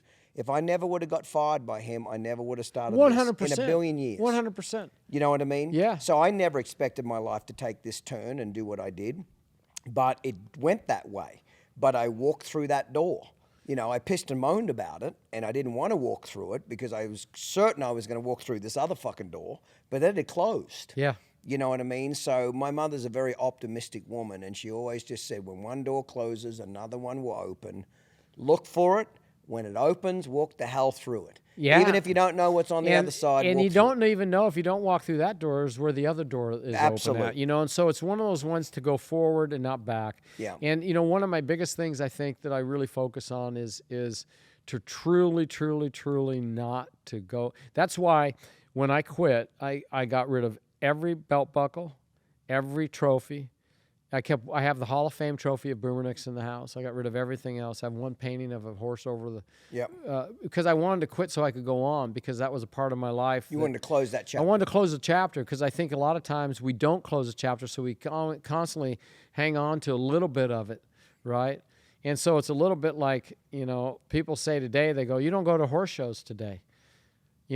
I don't go to horse shows today. I tell them, when I quit drinking, I don't go to bars. When I quit riding, I don't go to horse shows. Yeah. It's not that I don't love them. Yeah. They weren't my life. They were my life, Yeah. but they're not today. Yeah. Well, Brett, I got to say I have a lot of respect for you. I've been looking forward to this podcast for a long time. I've known you for many years, but I knew that if I got you on here, you'd be real and authentic. It took a lot of balls and courage to say what you said tonight about your successes and your fucking failures. And I'm sure there's going to be a lot of people listening to this podcast that will really take a lot away from this and have utmost respect for you. I sure appreciate you.